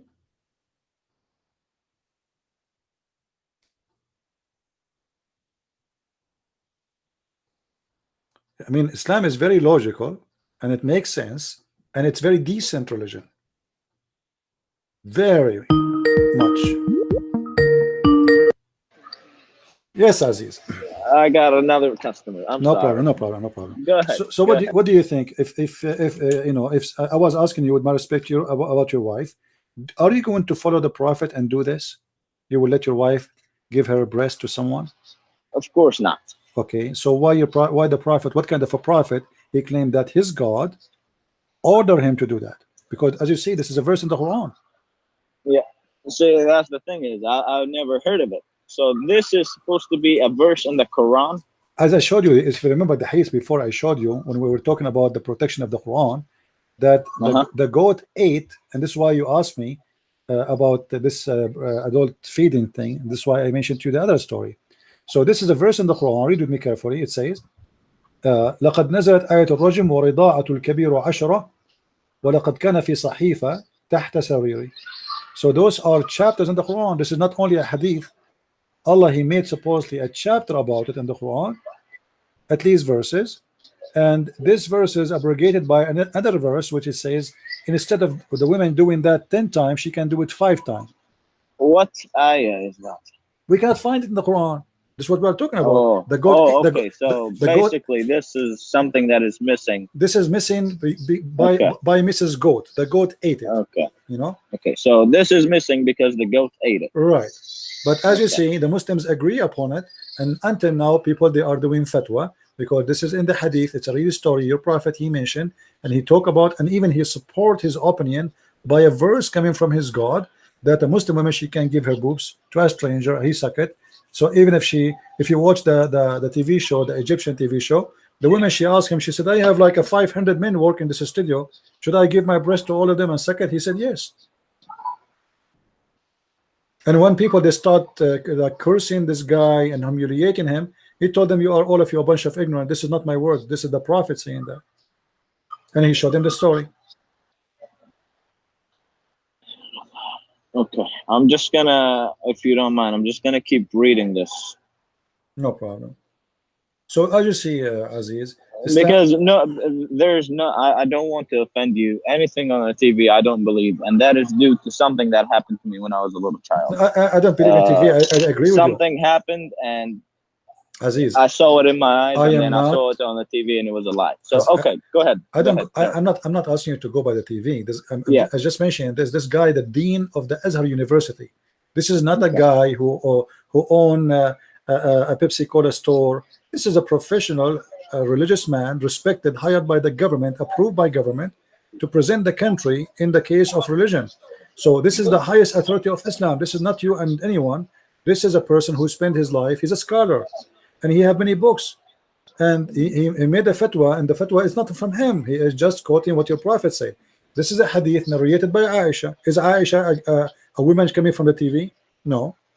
So, okay, but the thing is, as I kept reading, I'm sorry to interrupt, it's saying that this is not true, and the reason why, see, they list here is قال القاضي عياض ابن إكمال المعلم بفوائد مسلم كتاب الرضاعة باب رضاعة الكبير قوله في الحديث أرضعيه يذهب ما في نفس أبي حذيفة وفي الطريق الآخر تحرمي عليه قد حملها أزواج النبي صلى الله عليه وسلم على الخصوص كما تقدم دليل الكتاب بقوله, and this is an ayah, this is from the Quran, حولين كاملين لمن أراد أن يتم الرضاعة. So basically 2 years of breastfeeding to the little child. And then it says بدليل آخر قوله لا إرضاع بعد فطام وقوله إنما الرضاعة من المجاعة. So you only breastfeed. Yeah, but my friend, this is, you see, those people, they are mixing. You are reading just an article. That's not true, because this is about a child. This case is not about breastfeeding. Here, breastfeeding is not for milk. There's no milk here. This woman, she's an old woman, Aziz. Women, they have milk only when they give birth. Do you agree? Yes. Okay. So the woman here is an old woman. She is not a young woman. She don't have a baby. She's not giving birth. So how is going to suck her breast, and there's no milk anyway? Well, like I said, see, I don't agree with that. And here is they're agreeing that which you told me is incorrect, because God said لا رضاعة بعد الفطام. No رضاعة بعد الفطام for children. This is have nothing to do with children. Those are adult. This is the verse of adult breastfeeding, not for children. That different topic. You see, when the Muslims make articles, it's very funny. Nobody is using his logic, and you are a person who likes logic, right? So the topic they are talking about is nothing to do with our topic. Here is not about breastfeeding for milk.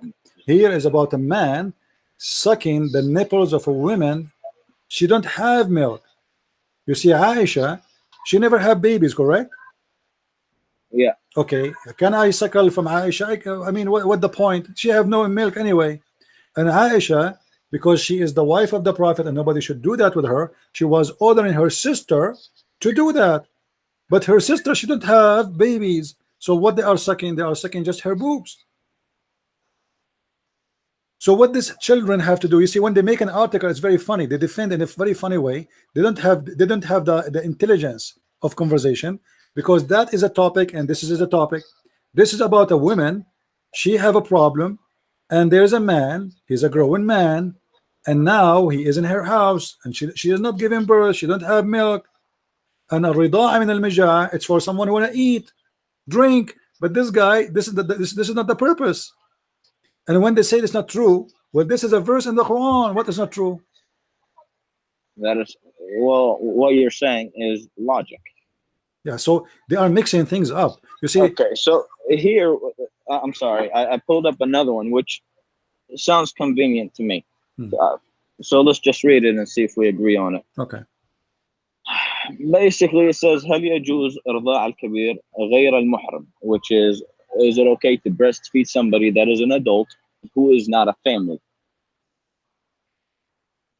So it says, first, الرضاع المحرم لا يتوقف عن مص اللبن من الثدي بل لو وضع في إناء وشرب منه الطفل كان ذلك رضعا معتبرا في قول جمهور العلماء. قال ابن قدامة رحمه الله قال الشافعي والصعود كالرضاع وكذلك الوجوه.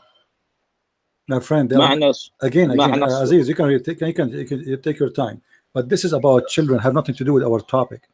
They are still talking about feeding a child milk. That is not the topic. This is a man. I understand. Yeah, I understand. They are mixing things up. There's no connection between this and this. You see, as I told you, you can read the whole article. You will see that the Muslims went so far trying to defend Islam by fabricating stories have nothing to do with the story. This woman, she is a woman, and it's not a child who is in her house. It's a man, a growing man, and this man do not need to drink milk, do he? But this one is saying that he can drink the milk if it was first of all, go ahead. Rida'a is not a drinking. Rida'a is suckling. Rida'a, you can go to dictionary. من رضع I understand. رضع على الشيء رضع على الشيء, which means he hold it between his lips and he hold with it and he suck it. So rida'a cannot be by drinking from a cup of water. So but if you drink from a water from a milk of a woman and you are a child, according to Islam, this is considered equal to rida'a. But this is not the scenario we are talking about. The Prophet, he did not say to the women, give him some milk in a cup and let him drink it. He said to her, suckle him. And suckling is about you putting your lips around the nipple of a woman and suckling. And this woman, she don't have milk anyway. So this is have nothing to do with all the article written in front of you. Okay, but it says if it was milked into a dish. But my friend, this woman, she don't have milk anyway. And what that will do anyway? I mean, are we talking about a cow? No. This is a woman, she don't have a children. This is a woman, she is a growing, she don't have a baby, she don't have an infant to feed him milk. Women don't have always milk. And she is a growing old woman. So how she is going to feed? Don't you see that this woman, she was surprised? She said to him, how I'm going to suckle him and he's a growing man. She didn't say how I'm going to feed him some milk, how I'm going to suckle him, but yet he is a growing man. So still we are talking about suckling. We are not talking about drinking milk, and the women, she have no milk anyway. But because the Muslims trying to avoid this, and what we will do with the verses in the Quran, this is a verse. The Quran says breastfeeding for adult. What they are talking about is breastfeeding for a child. This is have nothing to do with our topic. In front of you, in the hadith, Aziz, does it say Rida'atul Kabir ya Ashr? Does it say that? Yeah. Okay, it's Rida'atul Kabir. So why they are talking about Rida'atul Saghir? They have nothing to do with each other. Yeah. And here it also says لا يثبت التحريم برضاعة الكبير. See, here we go. قول جمهور الفقهاء. Thank you very much. الرضاع المعتبر ما كان في الحولين. Thank you. So now it's still basically, and that will make it more problem. Now we have bigger problem. Do you know what the problem now? What is the problem? They just admitted that if a man suckle a woman breast, that will not make him forbidden from her to have sex with her or to marry her, correct? No, this is okay. Saying, so what the point? So what the point then? No, this is saying there is no prohibition from breastfeeding an adult. Right. So a man, if he suckle a woman's breast, still he can have sex with her. So what the point? What the point? It's the thing is saying there's nothing that prohibits. Yes, there's nothing forbidden, which means okay. No. So, Aziz, let me explain to you. I don't know if you understand Arabic very well. What they are saying to you in Arabic there, that if a man he suckle from a woman, still he can marry her. But if a child he suckle from a woman, he cannot marry her. He cannot marry her daughter, or if she is a girl, she cannot marry her son, or which means she became like a family. So this is, I know where you're coming from. Yeah. So for example, I actually have this situation. See, right now I am a brother of another guy who's not from my mother. How you're gonna ask me? Well, how is he your brother? If he's not I know mother? what you are talking about. He is, because I was breastfed by his mom. Yeah, but do you think really by somebody drinking the milk of somebody he became a brother really? Well, yes. Why? Why? Because scientifically, the milk of a mother basically plants the love of that mother into you. So if we drink, me and you, from the same cow, we became brothers? Well, no, not a cow. See, there's a difference between the cow. Why? Because God made the woman milk different than the cow. The woman milk is something that God provided. I can show you a Muslim guy calling the scholar live in TV. He was asking that he have a fiancé, and they are married already, actually, get picked up, so they are married already, but they did not do intercourse yet, and they made a mistake and ate from the same ice cream, and now he feared that he cannot marry her. What do you think? Well, I think that guy is just having some problems or complicated. Okay, so why you think it's logical? Come on, Aziz. So what is the difference really? It's saying to me that women, she put love. So what does that mean? I mean, I am not your brother anyway. If we drink the same milk, that is very silly. So if, for example, let's just say you and I were breastfed from the same woman. Yeah, and what that would do? Nothing. Okay. Nothing would do. Well, it's food. And I know, and she has her daughters, and they also got breastfed at the same time with us. When we grow up, we're gonna grow up together. Aren't you gonna feel like she's your sister? Okay, let me ask you. You as a Muslim, you are allowed to marry your cousin, correct? Not really. Who said that? Who said that? That is as the way I was taught. That is something that is not preferred to do. So it's not. Is it based on Islam or based on your family that told you it's not right? Basically, it's based on Islam. Oh, okay. So it's based on Islam. So basically, my dad believes, and my grandpa believes that marrying from somebody that is not from the family is better, because marrying from the family could cause problems. Yeah, but what the Quran says is the opposite. The Quran says it is lawful for you to marry the daughters. Lawful to marry your cousin, not your sister, not your brother. This is what I asked you. I said to you, so you cannot marry from someone just because she drank milk with you, but you are marrying a cousin who have your blood already. Well, the thing is, like I said, there's a difference between. Okay, so how does love is planted into your heart as a baby? How is it planted? What that have to do with the milk? Well, it's because it's from your mother. What if I take milk from a cow or a goat? She is a mother too. The mother, the goat is a mother. The goat, she don't have always milk.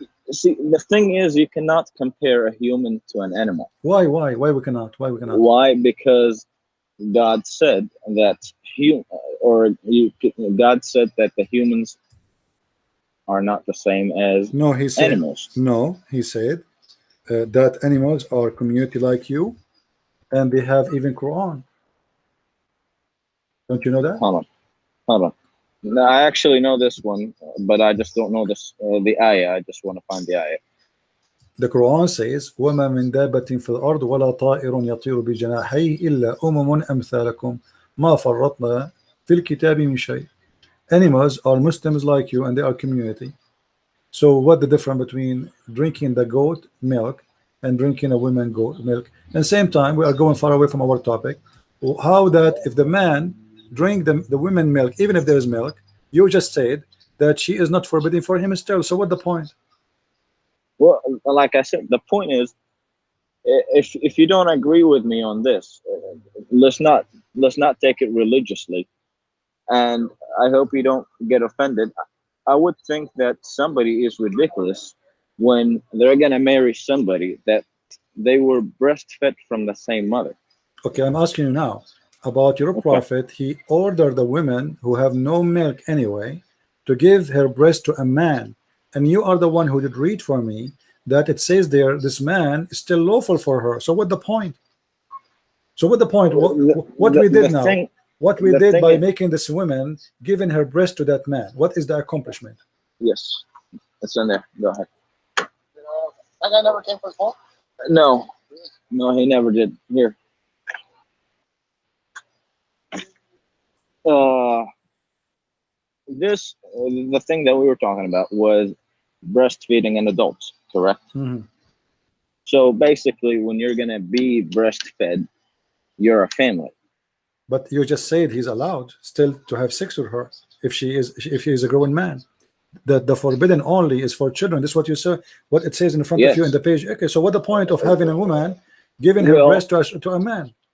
Well, that child, before he become an adult, this is not a child now. Already, well, he was a child, correct? But now he's a man. We're talking about a man.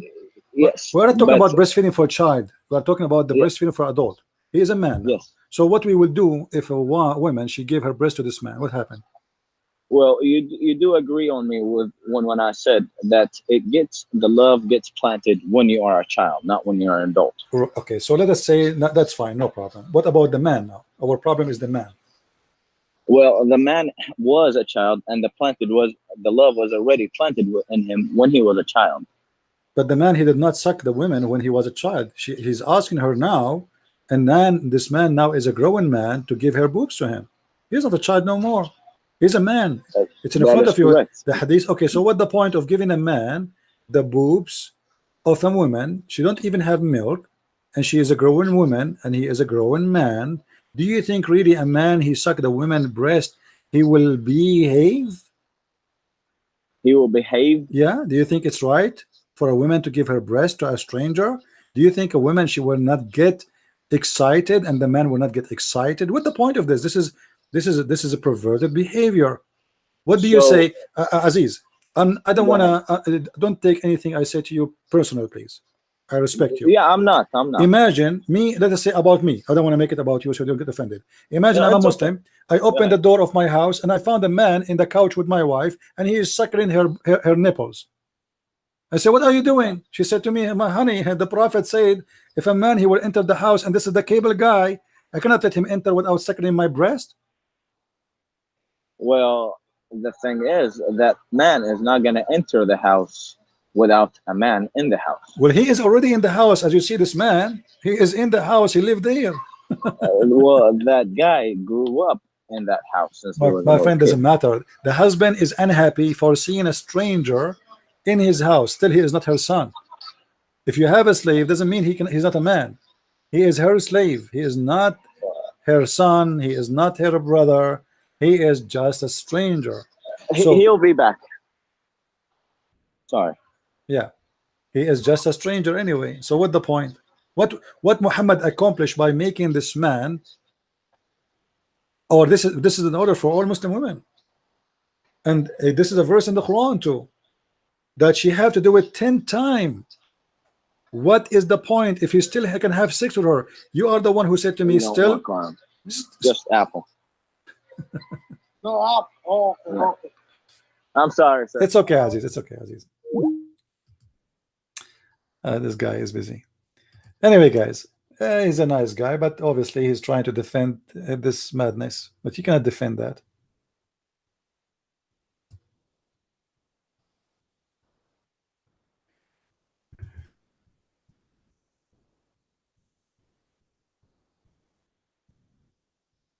Thank you, Aziz, for calling.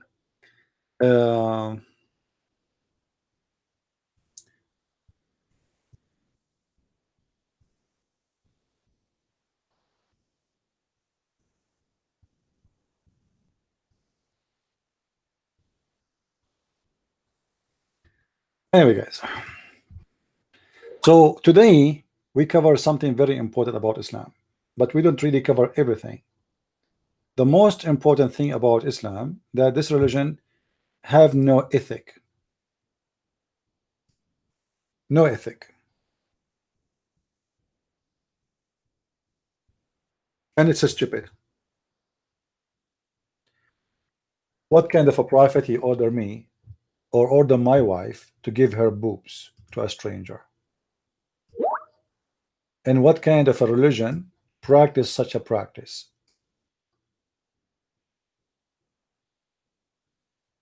It doesn't make sense. And the funny that Mr. Aziz, he said he is the person who go by logic. But I am sure now he is like, what the heck is this?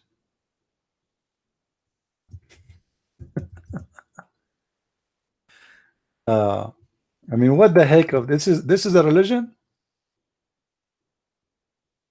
The ethic of Islam is bad in any way, any place you go. What about the Prophet ordering the man that he can beat his wife?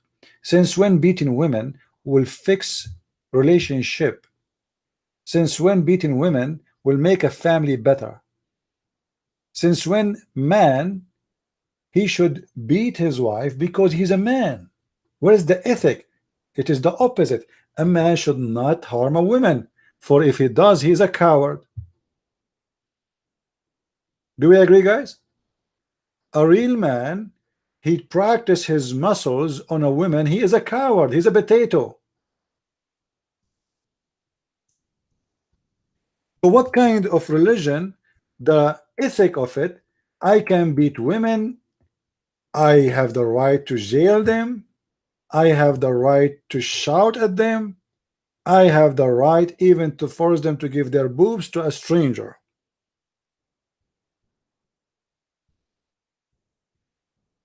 This is God and this is a religion. الرجال قوامون على النساء بما فضل الله بعضهم على بعض. Allah, he favor men upon women. Why? Why? Because they spend their money on them. What the heck? Men are the protectors and maintainers of women because Allah has given one more other strength.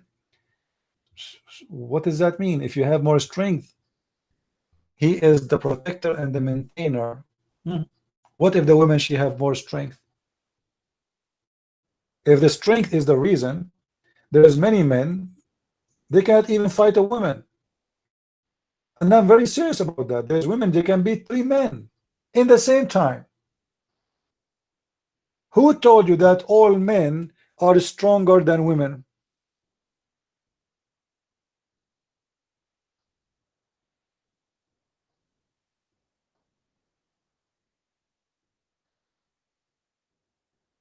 No, it's not the same said in the Bible. The Bible speak about the man, he have a duty, not the man he can beat his wife.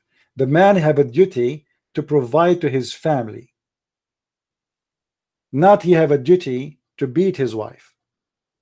The head of the house in the Bible is the man, yes, but the head of the house too in the women in the Bible, she is the queen of the house.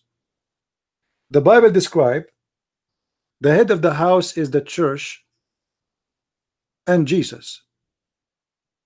Jesus is the same as the husband, and the church is the same as the wife. So the same as Jesus, he gave himself to the church, the man should give himself to the wife, which means absolute love and giving with no return. You don't wait for return. You don't beat the church. Jesus did not beat the church. He did not humiliate the church.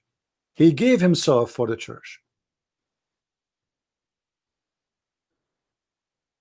Yeah, when you read it from Timothy, you read exactly a verse. In order to understand the Bible, my friend, you read the whole chapter and you will see that you are wrong. We just said that in the Bible it teaches that the man is the head of the house, and the head of the house is the same as Jesus, who gave himself to the church, which means the Bible made the women equal to the church. And there's no Christian, he will humiliate the church. A Christian, he should defend, protect, provide, and give himself the same as Jesus, he gave himself to the church. This is what the Bible teach. What people do, they take a verse and they cut it out. and they say, okay, the Bible says that.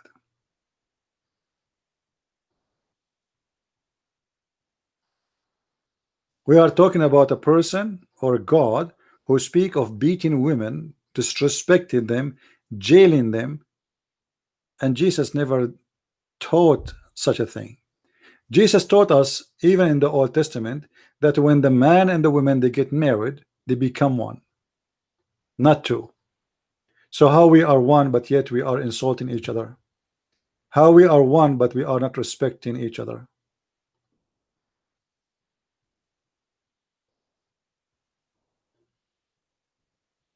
Show me where in the Bible, Mr. Animos, Jesus, he told the man that the woman, she should be beaten, as an example, or the wife, she should be treated like garbage.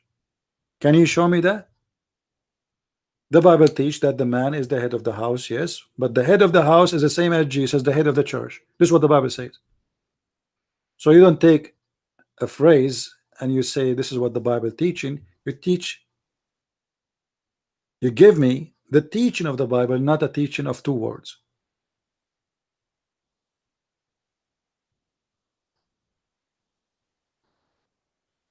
So the Quran and the religion of Islam is suffering badly from ethic.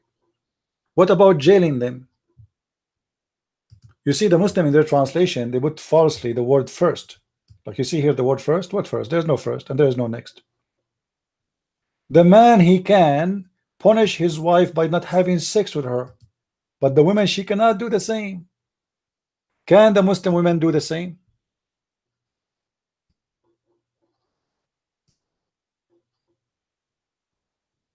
Can the Muslim man do the same?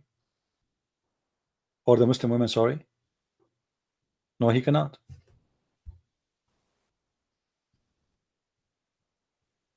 As simple as that. And you see, like when somebody guide this person in the text, he posts for you a verse, but he will not post what the chapter is saying, because this is how people, they play games. I am challenging him. He keeps saying to me that the Bible says the man is the head of the women. So we said that already, and we gave you what the Bible says. The man is the head of the house, not the head of the woman, which means he's the head of the family. That's what the Bible teach.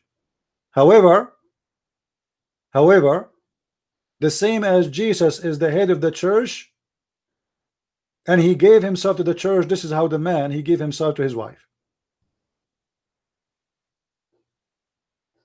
So the man is the head of the house. That does not mean the woman is the tail of the house.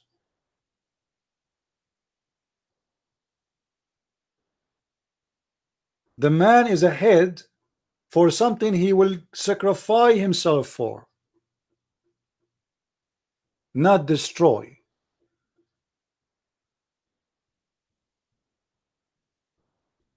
And there's a huge difference.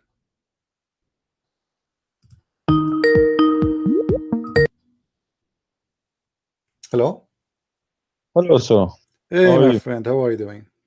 You okay? Well, fine.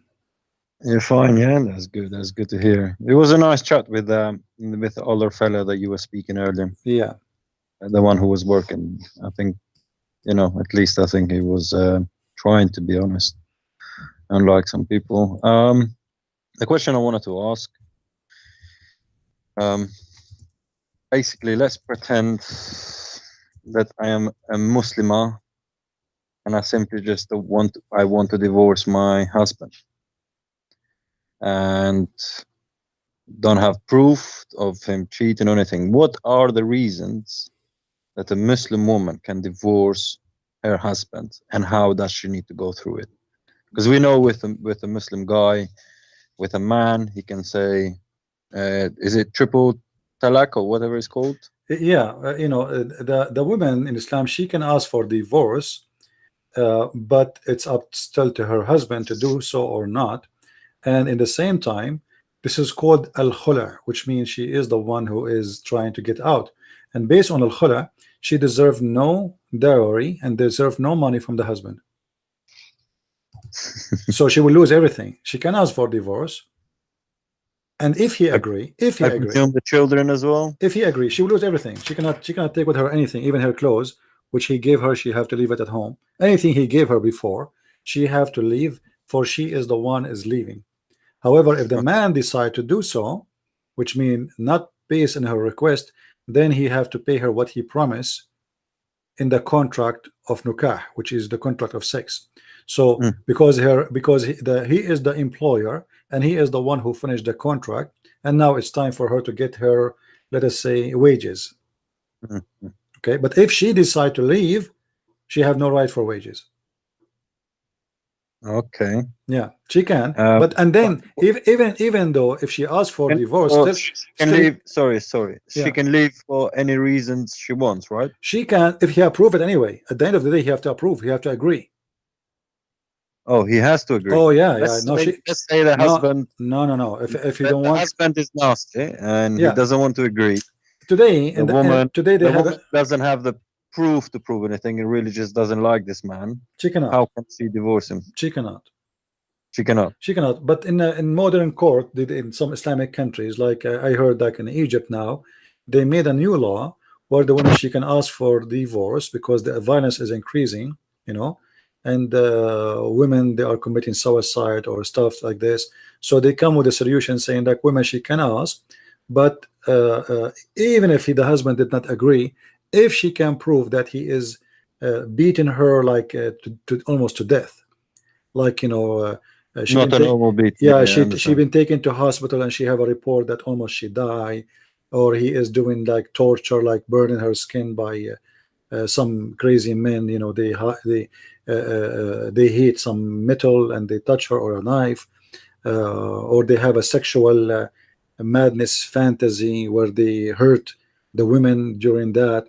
So if she can prove such a thing, she can get a divorce. But normally, if the divorce is just because she don't want him no more, she have to give up all her rights, and he have to agree.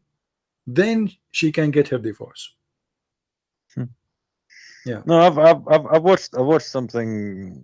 It was like on the TV. They were trying to show the woman went and asked for divorce, and then the Sharia court basically said, you know, try it and see, let's try it again, see if things, and then come back to us and so forth. So it was more of try and see first and come back. So I was thinking, what are actually the rights of a divorce for a woman? Because I mean, one of the arguments that Muslims try and use is that we as a Christians, we shouldn't divorce. And then they say, oh, what if the woman wants a divorce? The husband is abusive and all of this, you know, we in Islam, we let the woman divorce and so forth, you know. So I wanted to. A woman, she cannot, you see, in Islam, there's no marriage. In Christianity, marriage is real. In Islam, there's a sex contract. And this sex contract can be finished even by text message. You can go right now and search. You will find that it's allowed in many Islamic countries because of the phone. It was in there's a national. It was in a national radio. Right. There is you know, Majid Nawaz. You know him. I think you made the video about him. Right. Yeah. Basically, when he talks about usually about Islam, and he tends to be like the liberal and so forth. You know, I think he's left Islam, to be honest.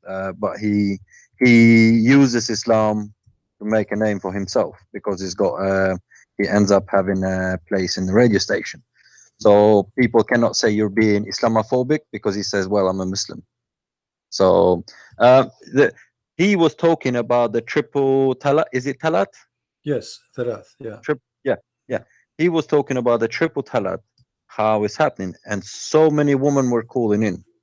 This is in UK, you know. So many women were calling, and this woman was saying, basically, the husband divorced her, but then they wanted to get back together, so she had to go and have sex with another man in a hotel in order to get back to him, to make the marriage. You know, this wasn't on live on the radio. I actually couldn't believe I was hearing that. You know. Yeah, this is in the Quran anyway. You know, this is in UK. This is in UK live on radio show. Not one woman. There were so many women that were calling saying this is a big problem because then these people cannot get back together.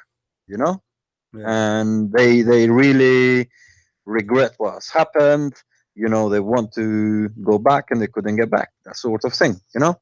So yeah, I believe everything you're saying, because I mean, these people were phoning in. Even we're talking in Western world, we're not talking in, I don't know, in, well, this is what the Quran says. The Quran says if a man divorces his wife 3 times, she cannot get back to him until she a new guy, and then that guy, he divorced her, and then she can go back to her husband. Well, it's a long, says, yeah, it doesn't say just F. I think it says taste the juice, you know. yes, you know, Yeah, the hadith says taste her juice and she tastes his juice, but the Quran used the word tankah, which means to if. So if a woman, does it? Yeah, the Quran used the word tankah. Tankah. The F word. Yeah, the F word. The hadith says, the prophet, he said that if a woman, she got divorced 3 times, she can't get back unless she tastes his juice and he tastes her juice. So the Quran really uses that word. What do Muslims admit to that word, or do they say it means it has a different meaning? If you remember, we have a guy who called us, his name is Nightmare, and he gave us I cannot forget him. Yeah, he gave us a website, and we went there and we found that taste asilatahu, the word asila is the orgasm. He tried to deny first. He said this is not about his juice, and he said his sweet his sweetness. So we went to the dictionary and we looked for the word asila, and we found that it says that asila, it means until he tastes her orgasm and she tastes his orgasm. Yeah. So it is for the man to accept the divorce, and if the man doesn't accept the divorce, then basically, you know, let me tell you what some men do. Because the woman, she is allowed to ask for divorce, but then she will lose all her money. So what some men do, like let's say he want to get rid of this woman, what he would do, he will be so harsh on her, beat her every day, humiliate her, and then he says, if you want, he keeps saying to her, well, if you want, ask for divorce, because he want her to ask, so she would go out with nothing. You know what I mean?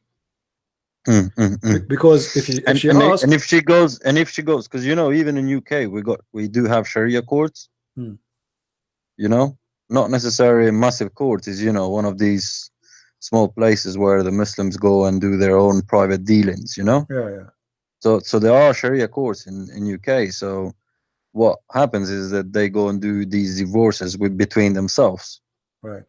And a lot of them fall into that because they'll say, look, if you're gonna go to a main court, you're gonna get shamed by the community, because of, you know, sometimes they live in a group of, say, a Muslim area, more or less, you know, they always live sort of in groups.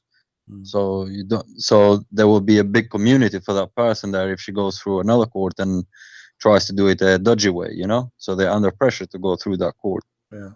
Well, anyway, I mean, but I mean, whatever they do there, we are talking about Islam in general. It doesn't matter which country. If a man, he want to get rid of the woman, all what he need to do to make her go without anything he promised her even to pay, even the gift he gave her, he just humiliate her, and then he give her the choice. If you want, just ask for divorce. He will not divorce her himself, because then if he divorce her without her request, he have to pay her. So this is, even the solution is not for the benefit of the woman, it's for the benefit of the man, because it's still, why okay, if she asks for a divorce, she have to lose everything. Why? You know, so this is not, was not done for the sake of the woman, it was done for the sake of the man. It is a solution for him to give her nothing. So she did marry him, she did live with him for many years. Let us say a woman, she marry a man for 20-30 years, and now he start beating the hell of her because he want to make her ask for divorce, so he will pay her nothing, and the money he will save from her, he can go and get a brand new girl who is maybe 12 years old, or even 9, or even 6. You know, so this is not a solution for the woman, that the woman, she can ask for divorce, because it is not an equal right anyway. She don't get. So it is completely like an employment contract. You know, you have redundancies, right, where you have to pay the employer for the service that they've done. If you quit, so let's say, I don't know what you call it in US, but in UK we call it redundancies. So if you work, say, for a company for 10 years and they no longer need you because they haven't got that role anymore. Yeah. You know, you're the driver now. They don't need any driver anymore because they're no longer doing deliveries. So they don't have any other role. What they do is they make you redundant. That's what we call it in UK, which means then they pay you for a couple of years that you've done the service. Right. You know, I think you don't just get sacked. Yeah, they pay Whereas you, if you want to leave, you don't get any bonuses. Right. You just don't get paid. Right. This is exactly what it is. So if they are the ones kicking you, they give you, like some countries, they give you 1 month salary for every year. Yeah. You know? In UK they do that. 1 month is 1 month or 1 week or something like that. Yeah, 1 month salary for every year. So let's say if you work for 20 years, then we give you salaries of 20 years a month. And in UK, if you are over 55 years and somebody does, makes you redundant, they have to pay you all the pension up to the age of pension age, which could be 67, 65, 67. Yeah. Well, so, the poor Muslim woman, she will lose everything, and she will be, and even, I know a story of a guy. This is a long time when I was like a very young, in a teenage. There's a guy, he's a Bedouin, and he did not show up to the school, etc. We walked and talked together. We are, he's in our classroom. So I told him, hey, Muhammad, what happened? Where you been, man? He said, man, it's a long story. My dad, he divorced my mother, and his mother is an old woman now. He said we were looking for her for a place to live, to stay. And the dowry he paid her is not enough to buy a TV. So what happened? This woman, she did marry him, let us say 30 years ago. And let us say at that time, he promised her $300. But at that time, $300 can buy a big farm. If he divorced her, the contract, they write down that if I divorce you, let's say, let's use the currency of Iraq. Before they do have to disclose all their income and everything and do like a proper contract, because I think not income. Some of your listeners, your listeners don't. No, not income. This whole contract about the money that is there. I think. Yeah, this is not income. He signed a contract saying I will pay you a down payment, etc. for now, and then if I divorce you, you will receive a final payment of etc. And this has to be done in a proper Muslim wedding. Yes, and before the marriage. So there has to be a buy contract and exit contract. Yes, the exit contract is the most important for the Muslim women. This is why they ask now, in order to make it very hard for the Muslim man to get rid of them when they get old. They ask for a very high number as a protection. So if you divorce me, okay, I want $500,000. Now, if this guy, he signed such a thing, he's in trouble. But what he will do, as I told you, there's a solution. Okay, if I divorce you, you will get 500,000. But what if I make you divorce me? You get nothing. So he beat her every day. He humiliate her every day. He can spit at her. He can do whatever he wants every day. What she can do about it? In Islamic countries, most of them, if the man, he don't leave marks in the body to the point is breaking bones, or even if he have marks like a blue in the skin, it's okay. But if the marks is the kind will cause like a permanent damage, which is going to be for maybe many months, or he broke his bones, then she can ask for divorce and get her money. But if just normal beating, he's fine. The Quran says you can beat them. If he's spitting at her, beating her, slapping her, even little slaps is enough. Right. They don't have to. You don't have to break somebody to break your bones. You know, when somebody keeps slapping you, even that is enough, and you don't have to leave marks. Even these little slaps. Imagine you spit at her every day, from the morning at the night. I mean, she will leave. She will leave. She want to go. It's like it's going to be her life like hell. She will be like a dog in the house. He can humiliate her, and he have full control. You see, in the Middle East and Islamic countries, if a woman she leave the door of the house without permission of the husband, he can call literally the police for her, and she will become wanted officially. The police will announce her name as a wanted criminal. So if the police found her in any airport, any train station, any bus, anywhere, she will be arrested immediately, and she will be taken for her husband. So it's like an app, like the iPhone. Find my key, find my wife, sort of thing. Yeah. Yeah, find her and bring her here. This is they call it. This is in Islam they call it Baytul Ta, the house of obedience. So the man, let us say you came back home and you find your wife. She have a letter says I'm gone. Bye bye. What you do as a Muslim man, you call the police, and you give them her name. You say I am the husband of etc. And this my wife, she ran away. The police legally they will announce her name as a wanted woman for all over the country.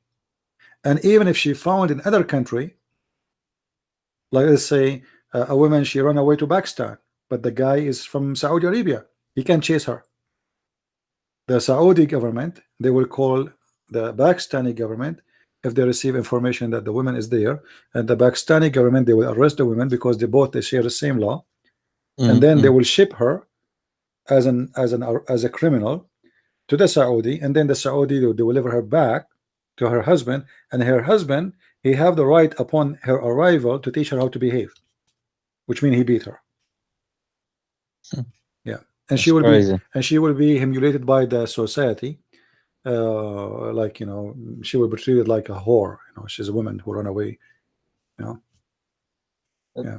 I mean, it's very sad for, you know, as much as you laugh at these crazy laws, it's very sad to what really happens to some of these women and what they have to go through and what they face, you know. Yeah, when you see a woman who's covered and all of this, a lot of them don't want to be that way, and they're just being forced. Well, you know, there may be some who think yes, they do it because they feel close to Allah and all this, but a lot of them, they do have a lot of problems. So it's a very sad thing. You know, I used to have a landline in my place in USA, but my landline was dead. I mean, nobody called me. You know, I have few people know me, but when I was in the Middle East, if you have a phone line and you are single, your phone will never sleep. I'm talking about the old days when there's no smartphone yet, etc. It's only landline. I know. And then people ring what's called a lucky number. Just ring a number. They call if the guy is mostly either a male is calling to find a female, or female calling to find a, so whoever, like, who is your luck. So you call and you are a girl, and the guy who answered there. They did exactly that on my country. Yeah. Even now, I think they're still doing it, but they did that a few years ago. It was very big. People just calling randomly, you know, and just. And she whispers. She says, "I cannot speak loud because my husband is here." Oh, okay. No. So because the house is like a jail, so those women, they try to find any exit. They are jailed at home. Like now, I don't want to be rude and show you what they do in their houses. Like, go now to any app, any website, go and see in YouTube, type the word Ma'laya, and you will find what Muslim women do inside their houses. It's crazy. And internet now gave them a very huge door, and now, like, you see a lot of change happening in Islamic countries. Islamic countries are not the same as before anymore. You know, they are seeking women. They are seeking freedom, which is extreme. It's not normal no more, because, you know, when you put a person in jail for a long time, and then suddenly you open the door, you lose credibility as a man. Yeah, he don't act. Yeah, he don't act. So the man have lost credibility. I don't know if you ever have a dog. If you have a dog and you never let him go out, and then suddenly you open the door. I've kept somebody's dog before, so I know. Open the door, he will go crazy. He will run like crazy. He's not even maintaining his feet. Like, his feet is going like, you know, because he is so excited. Finally, he's out. To be out. This is exactly what happened to those people. So when they go abroad, when they get their chance to do things, they do it in an extreme way. If you they go crazy. They will jump on the man, and I know. Men and women doesn't matter. By the way, even the Muslim man, when he go abroad, if he is not used to go abroad, he don't act normally. Like, if you go in the month of Ramadan, like in any country in Asia, like example in Philippines, I was there. And you will see in the month of Ramadan how all the restaurants are busy, but the Muslims are not in the restaurants. The Muslims are in the bars. Any bar have a restaurant bar, whereas you can find prostitution. Like, you know, I remember there's like a square, and there's like a coffee shop, there's restaurants, and there is the bar who have a, it's like a resto bar. There's a restaurant and bar in the same time, where there's a lot of prostitute. They come to hunt for foreigners. You will find 90% of those who they are outside and inside in this bar are Muslims, and most of them, they are coming from Saudi Arabia. You see, the more freedom people have, the more they do those stupid things. As an example, it's more dangerous. Let me tell you, I mean, I come from a communist country, so people were in a communist like North Korea now. Basically, you don't, you know, when we first got like a remote control to turn on a TV, which was probably casual here. Yeah, people didn't believe it. People used to say, "What? It was a big deal. You can't turn. How can you turn on a TV from sitting down? You know, that sort of thing." But then, because of that, as soon as the freedom opened, it sort of contaminated people. The people went crazy. People started doing all sorts of things, you know, because they haven't been taught from a young age to do that. You know, they haven't been taught in a certain way. Finally, they have a freedom. Yeah. Yeah. So it's like you go crazy, do drugs, do drinking, do all of this, you know, whereas somebody else has been raised to know the difference between wrong and right, even though he has the opportunity to do it all his life, but he doesn't do it. So I've experienced that sort of thing. So I've seen that sort of thing. I know what it is. So I fully understand what you're saying, because these women, especially a lot of them, if they been beaten or I mean, I've met women like that, you know, like Turkish. That sort of thing. It's very normal, by the way, to happen to everybody. But Islam is a religion because it doesn't give a solution. Islam creates a problem. I made a video. I'm sure you know about it, where a Muslim TV station speaking about that a certain percentage of people in the city of Jeddah, they are having a homosexuality, family member having sex with family member, which means everything is wrong. But what is the reason? The reason is Islam, because Islam make you not to live a normal life. When you don't have a normal life, you don't act normally at the end of the day. You start acting like an animal. This is why they have a very high number of the percentage of homosexuality in Islamic countries, because the male is allowed to be with male and the female is allowed to be with the female. So a woman, let us say a young teenage girl, they go like Bachi in Afghanistan, right? So like not just a normal thing, like, you know, let's say somebody have a daughter, she is 16 years old, and she is not allowed to go with boys. She cannot see boys. She cannot have a normal life, see normal people. So what she can do? Oh, my cousin, she's coming over. She want to sleep over. Is that okay? Oh, she is a cousin. She is a female. She is a female. They can sleep together in the same bed. But those are girls who they are not allowed to see men. And that will start what is called lesbian. And the same for boys. A boy, he is allowed to invite a boy who is his cousin or his friend to sleep over. No problem. No problem. He can sleep over his house. He can sleep over your house. Both they sleep in the same bed, and they are not allowed to have a normal relationship, even to speak with women. So what they do? They became gays. So this is why homosexuality in Islamic countries is extremely high. You know, because they don't have a normal life. When you don't have normal life, and if you go and ask them, they don't even think they're gay. They just say they just see it as a normal thing to do. You know? No, they are not gays. For them, they are not gays. This is like it's fun. For them it's just fun, because I was watching a Turkish, well, it was a Turkish show showing it was done in UK by BBC, but it was showing in Turkey, you know, where the men were going to sleep with what do you call them, tranny? They having sex with men who are dressed like women, and you know, sex shame. You know, that sort of thing. And they were saying, no, I am straight, I'm not gay, you know. So what he's doing there? but the woman asked him, you know, but he does you, right? Yes, but no, I do him. So I'm it's very funny, actually. It's really funny, because he says, no, they don't do me, I do them, so I'm not gay. Yeah, supposedly if he is doing them, he is not gay, supposedly.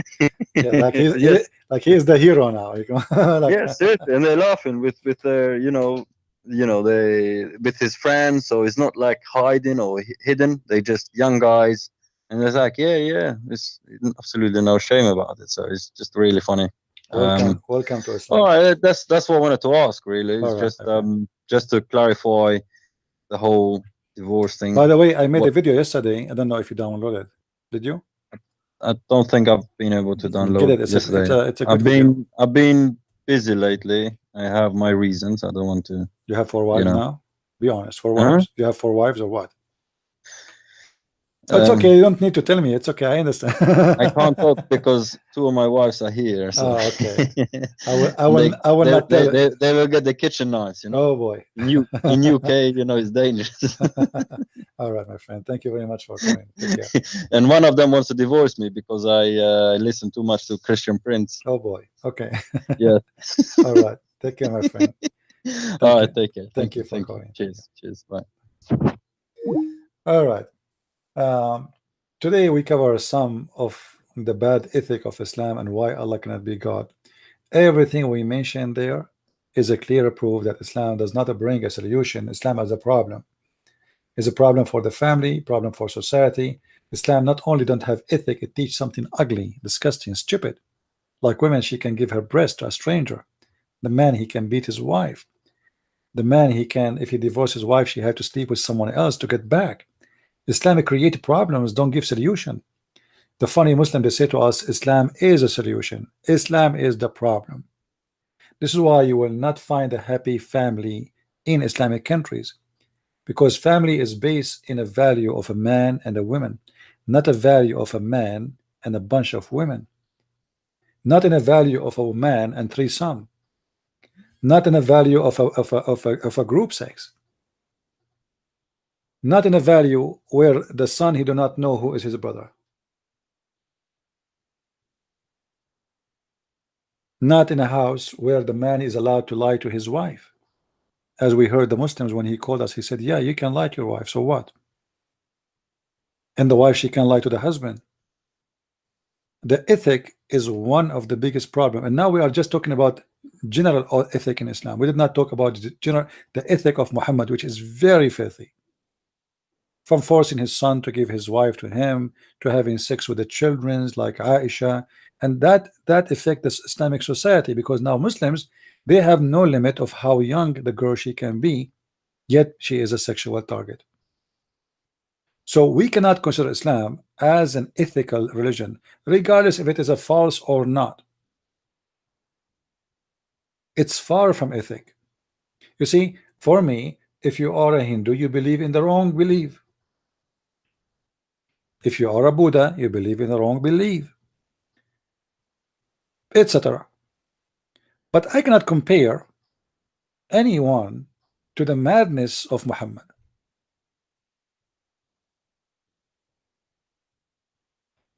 Where women, she became a sex toy. A children's became sex toy. Even the promise of God in heaven, even his heaven is not ethical. Have you ever heard of heaven? Have nothing there but a bunch of naked people having sex non-stop.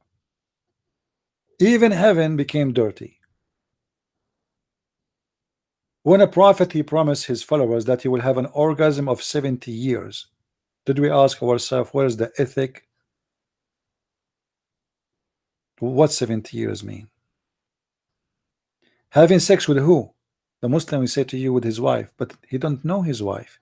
Those are women are made for sex. This is not a wife. This is a sex toy. What is the ethic of wife? The ethic of having a wife and husband. You see, the Muslim, the funny about them, they say to you, we believe in the story of Adam and Eve. Okay, so why God created Adam and Eve, not Adam and Eve's? Why in the case of Islam only, Adam and Eve became Adam and Eve's?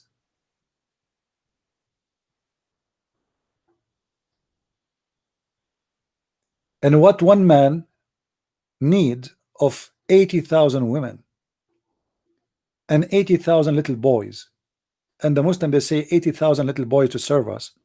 What is the ethic of this God to force children for eternity to serve me? If it is really just servant, which is I don't believe, because the Quran says those boys will never bleed. Bleed from what? The Muslim, they will say to you, oh, bleed here is about they will not get drunk.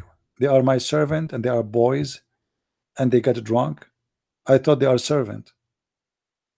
They would drink with me. Obviously, I'm sleeping with them. What is the ethic of forcing children to be my servant slaves forever, for eternity?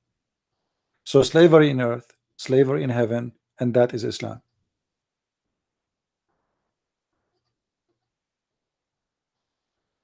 And even the Quran promise that those women in heaven, they will be restrained in their tents, so they can't even see outside.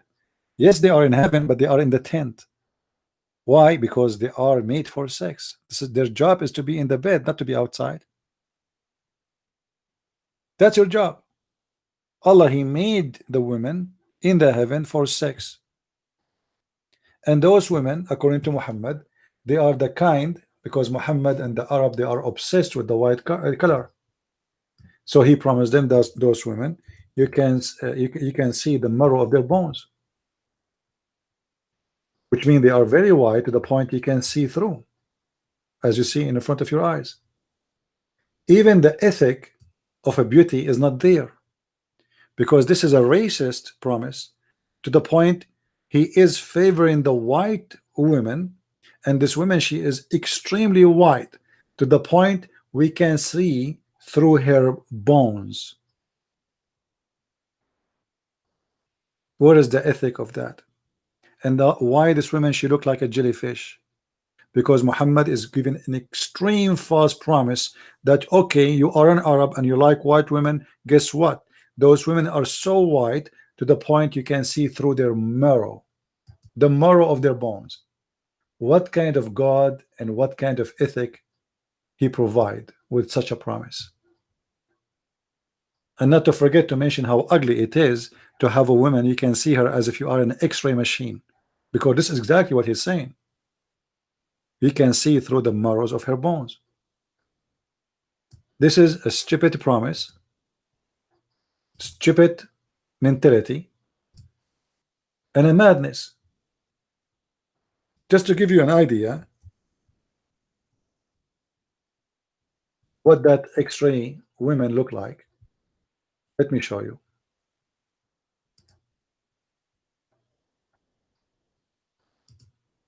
But please don't get excited by seeing the heavenly women of Allah, at least for the men.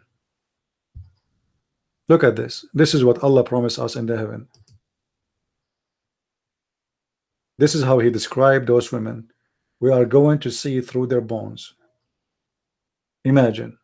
This is God promise. This is the heavenly God. This is the Almighty God. This is a woman I'm going to sleep with. And this is supposedly the most beautiful woman. I can see through the marrows of her bones. And as you see, Muslims, we are not making things up. This is what your prophet said. Every one of you will have 2 wives of the Huri and the rest from different. By the way, there's many numbers because the Muslims have many ranks. Because some people, they might say, you said 80,000, somebody says 72, somebody said 70. Muslims, they have ranks, which mean depend in how good you are. If you are a person who joined Al-Qaeda, you get more. If you are a person never killed any Christian or Jew, you do get less. So this is the lowest one. And those women, they are going to be those wives, the Huris, will be so beautiful, pure, and transparent that the marrow of the bones of their legs will be seen through the bones and the flesh. So when we show you this picture here, we are not making fun.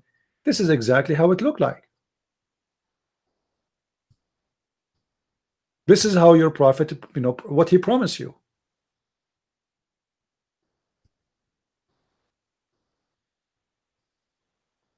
And I'm going to take off this picture because I can tell that some men are misbehaving here. They're getting so excited. They could not resist the temptation of this scene. I mean, this is so much. Who can resist that? We have to be honest as men. I mean, this is amazing, so beautiful. Whew. Man, this is so hot. You have a wife, she is a jellyfish.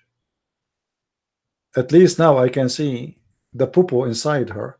And if she ate my hamburger, I can know who is the one who ate my hamburger. Where's my money is going? If she hides some money between in her bra, I can see through. I mean, and Muslims, how you can see through? I mean, what does that mean? What kind of bones she have?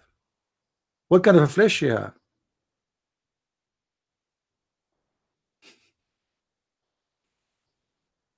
I mean, this guy is madly obsessed with the, I don't know what to say. Anyway, guys, if you notice here with me, this woman, I don't know if you can see what I see. This woman, she is wearing high heels. All right, but look what happened here. She have something here. I'm just studying one of my future wives. You see here, I'm not sure if this is a bracelet or something. Something fishy. But you know, this is the good thing about having a woman you can see through. Look here, she have something. I don't know what is that. Let me zoom in. Here, what is that? This is her kidney. My wife, she have a kidney. I never thought she have a kidney. Interesting. This is the first time I see a woman, she have something like this. Because I thought, according to the Quran, women, they have testicles here. Because this is where the sperm is coming, according to the Quran. Anyway, let us change the topic.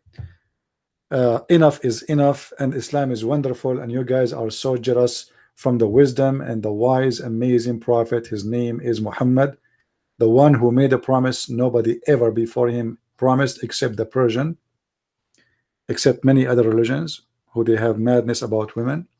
He took the word houris from them and he started exaggerating with his fictions. Fictions is good. All of us will like fictions. Why not? You know. And I hope the Muslims will make a video for us or movies about those women who they are see-through. And then we watch the movie and then we say, we don't see any women in the movie. They say, what? We don't see any women in the movie. They see only men. They will say to you, are you stupid or what? Don't you know that you see through? Because we see through, we could not see them. Alhamdulillah. Now we got it. All right. Well, thank you guys for being here. May the Lord bless you all. We have enough for today. I will try to open tomorrow, but I don't promise.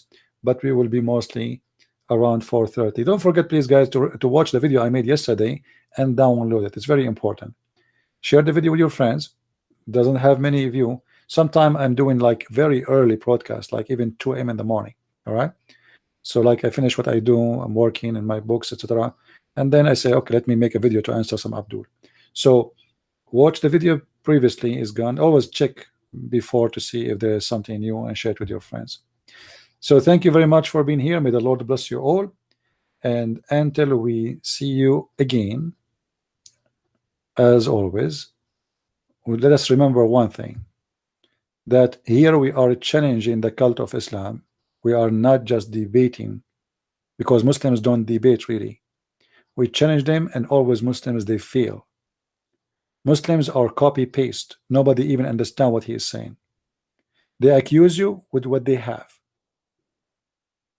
They accuse you of lying, but they are the one who teach lies. They accuse you of hate, but their book, all of it is about hate.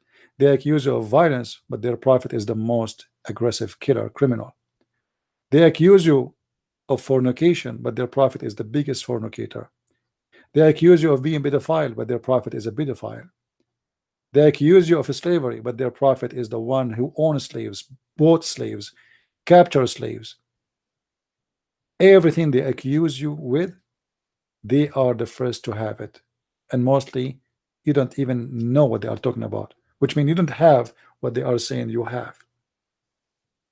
So they try to throw at you what they have in order to blind you, and you will not be able to see what they have, or not. They will not give you a chance to ask them about the madness of the religion. So a Muslim guy, he'll call you, he says, do you know what the American did? Do you know the white man, he used to own black slaves? Your prophet owned black slaves. And who said to you that the white man was right by doing that?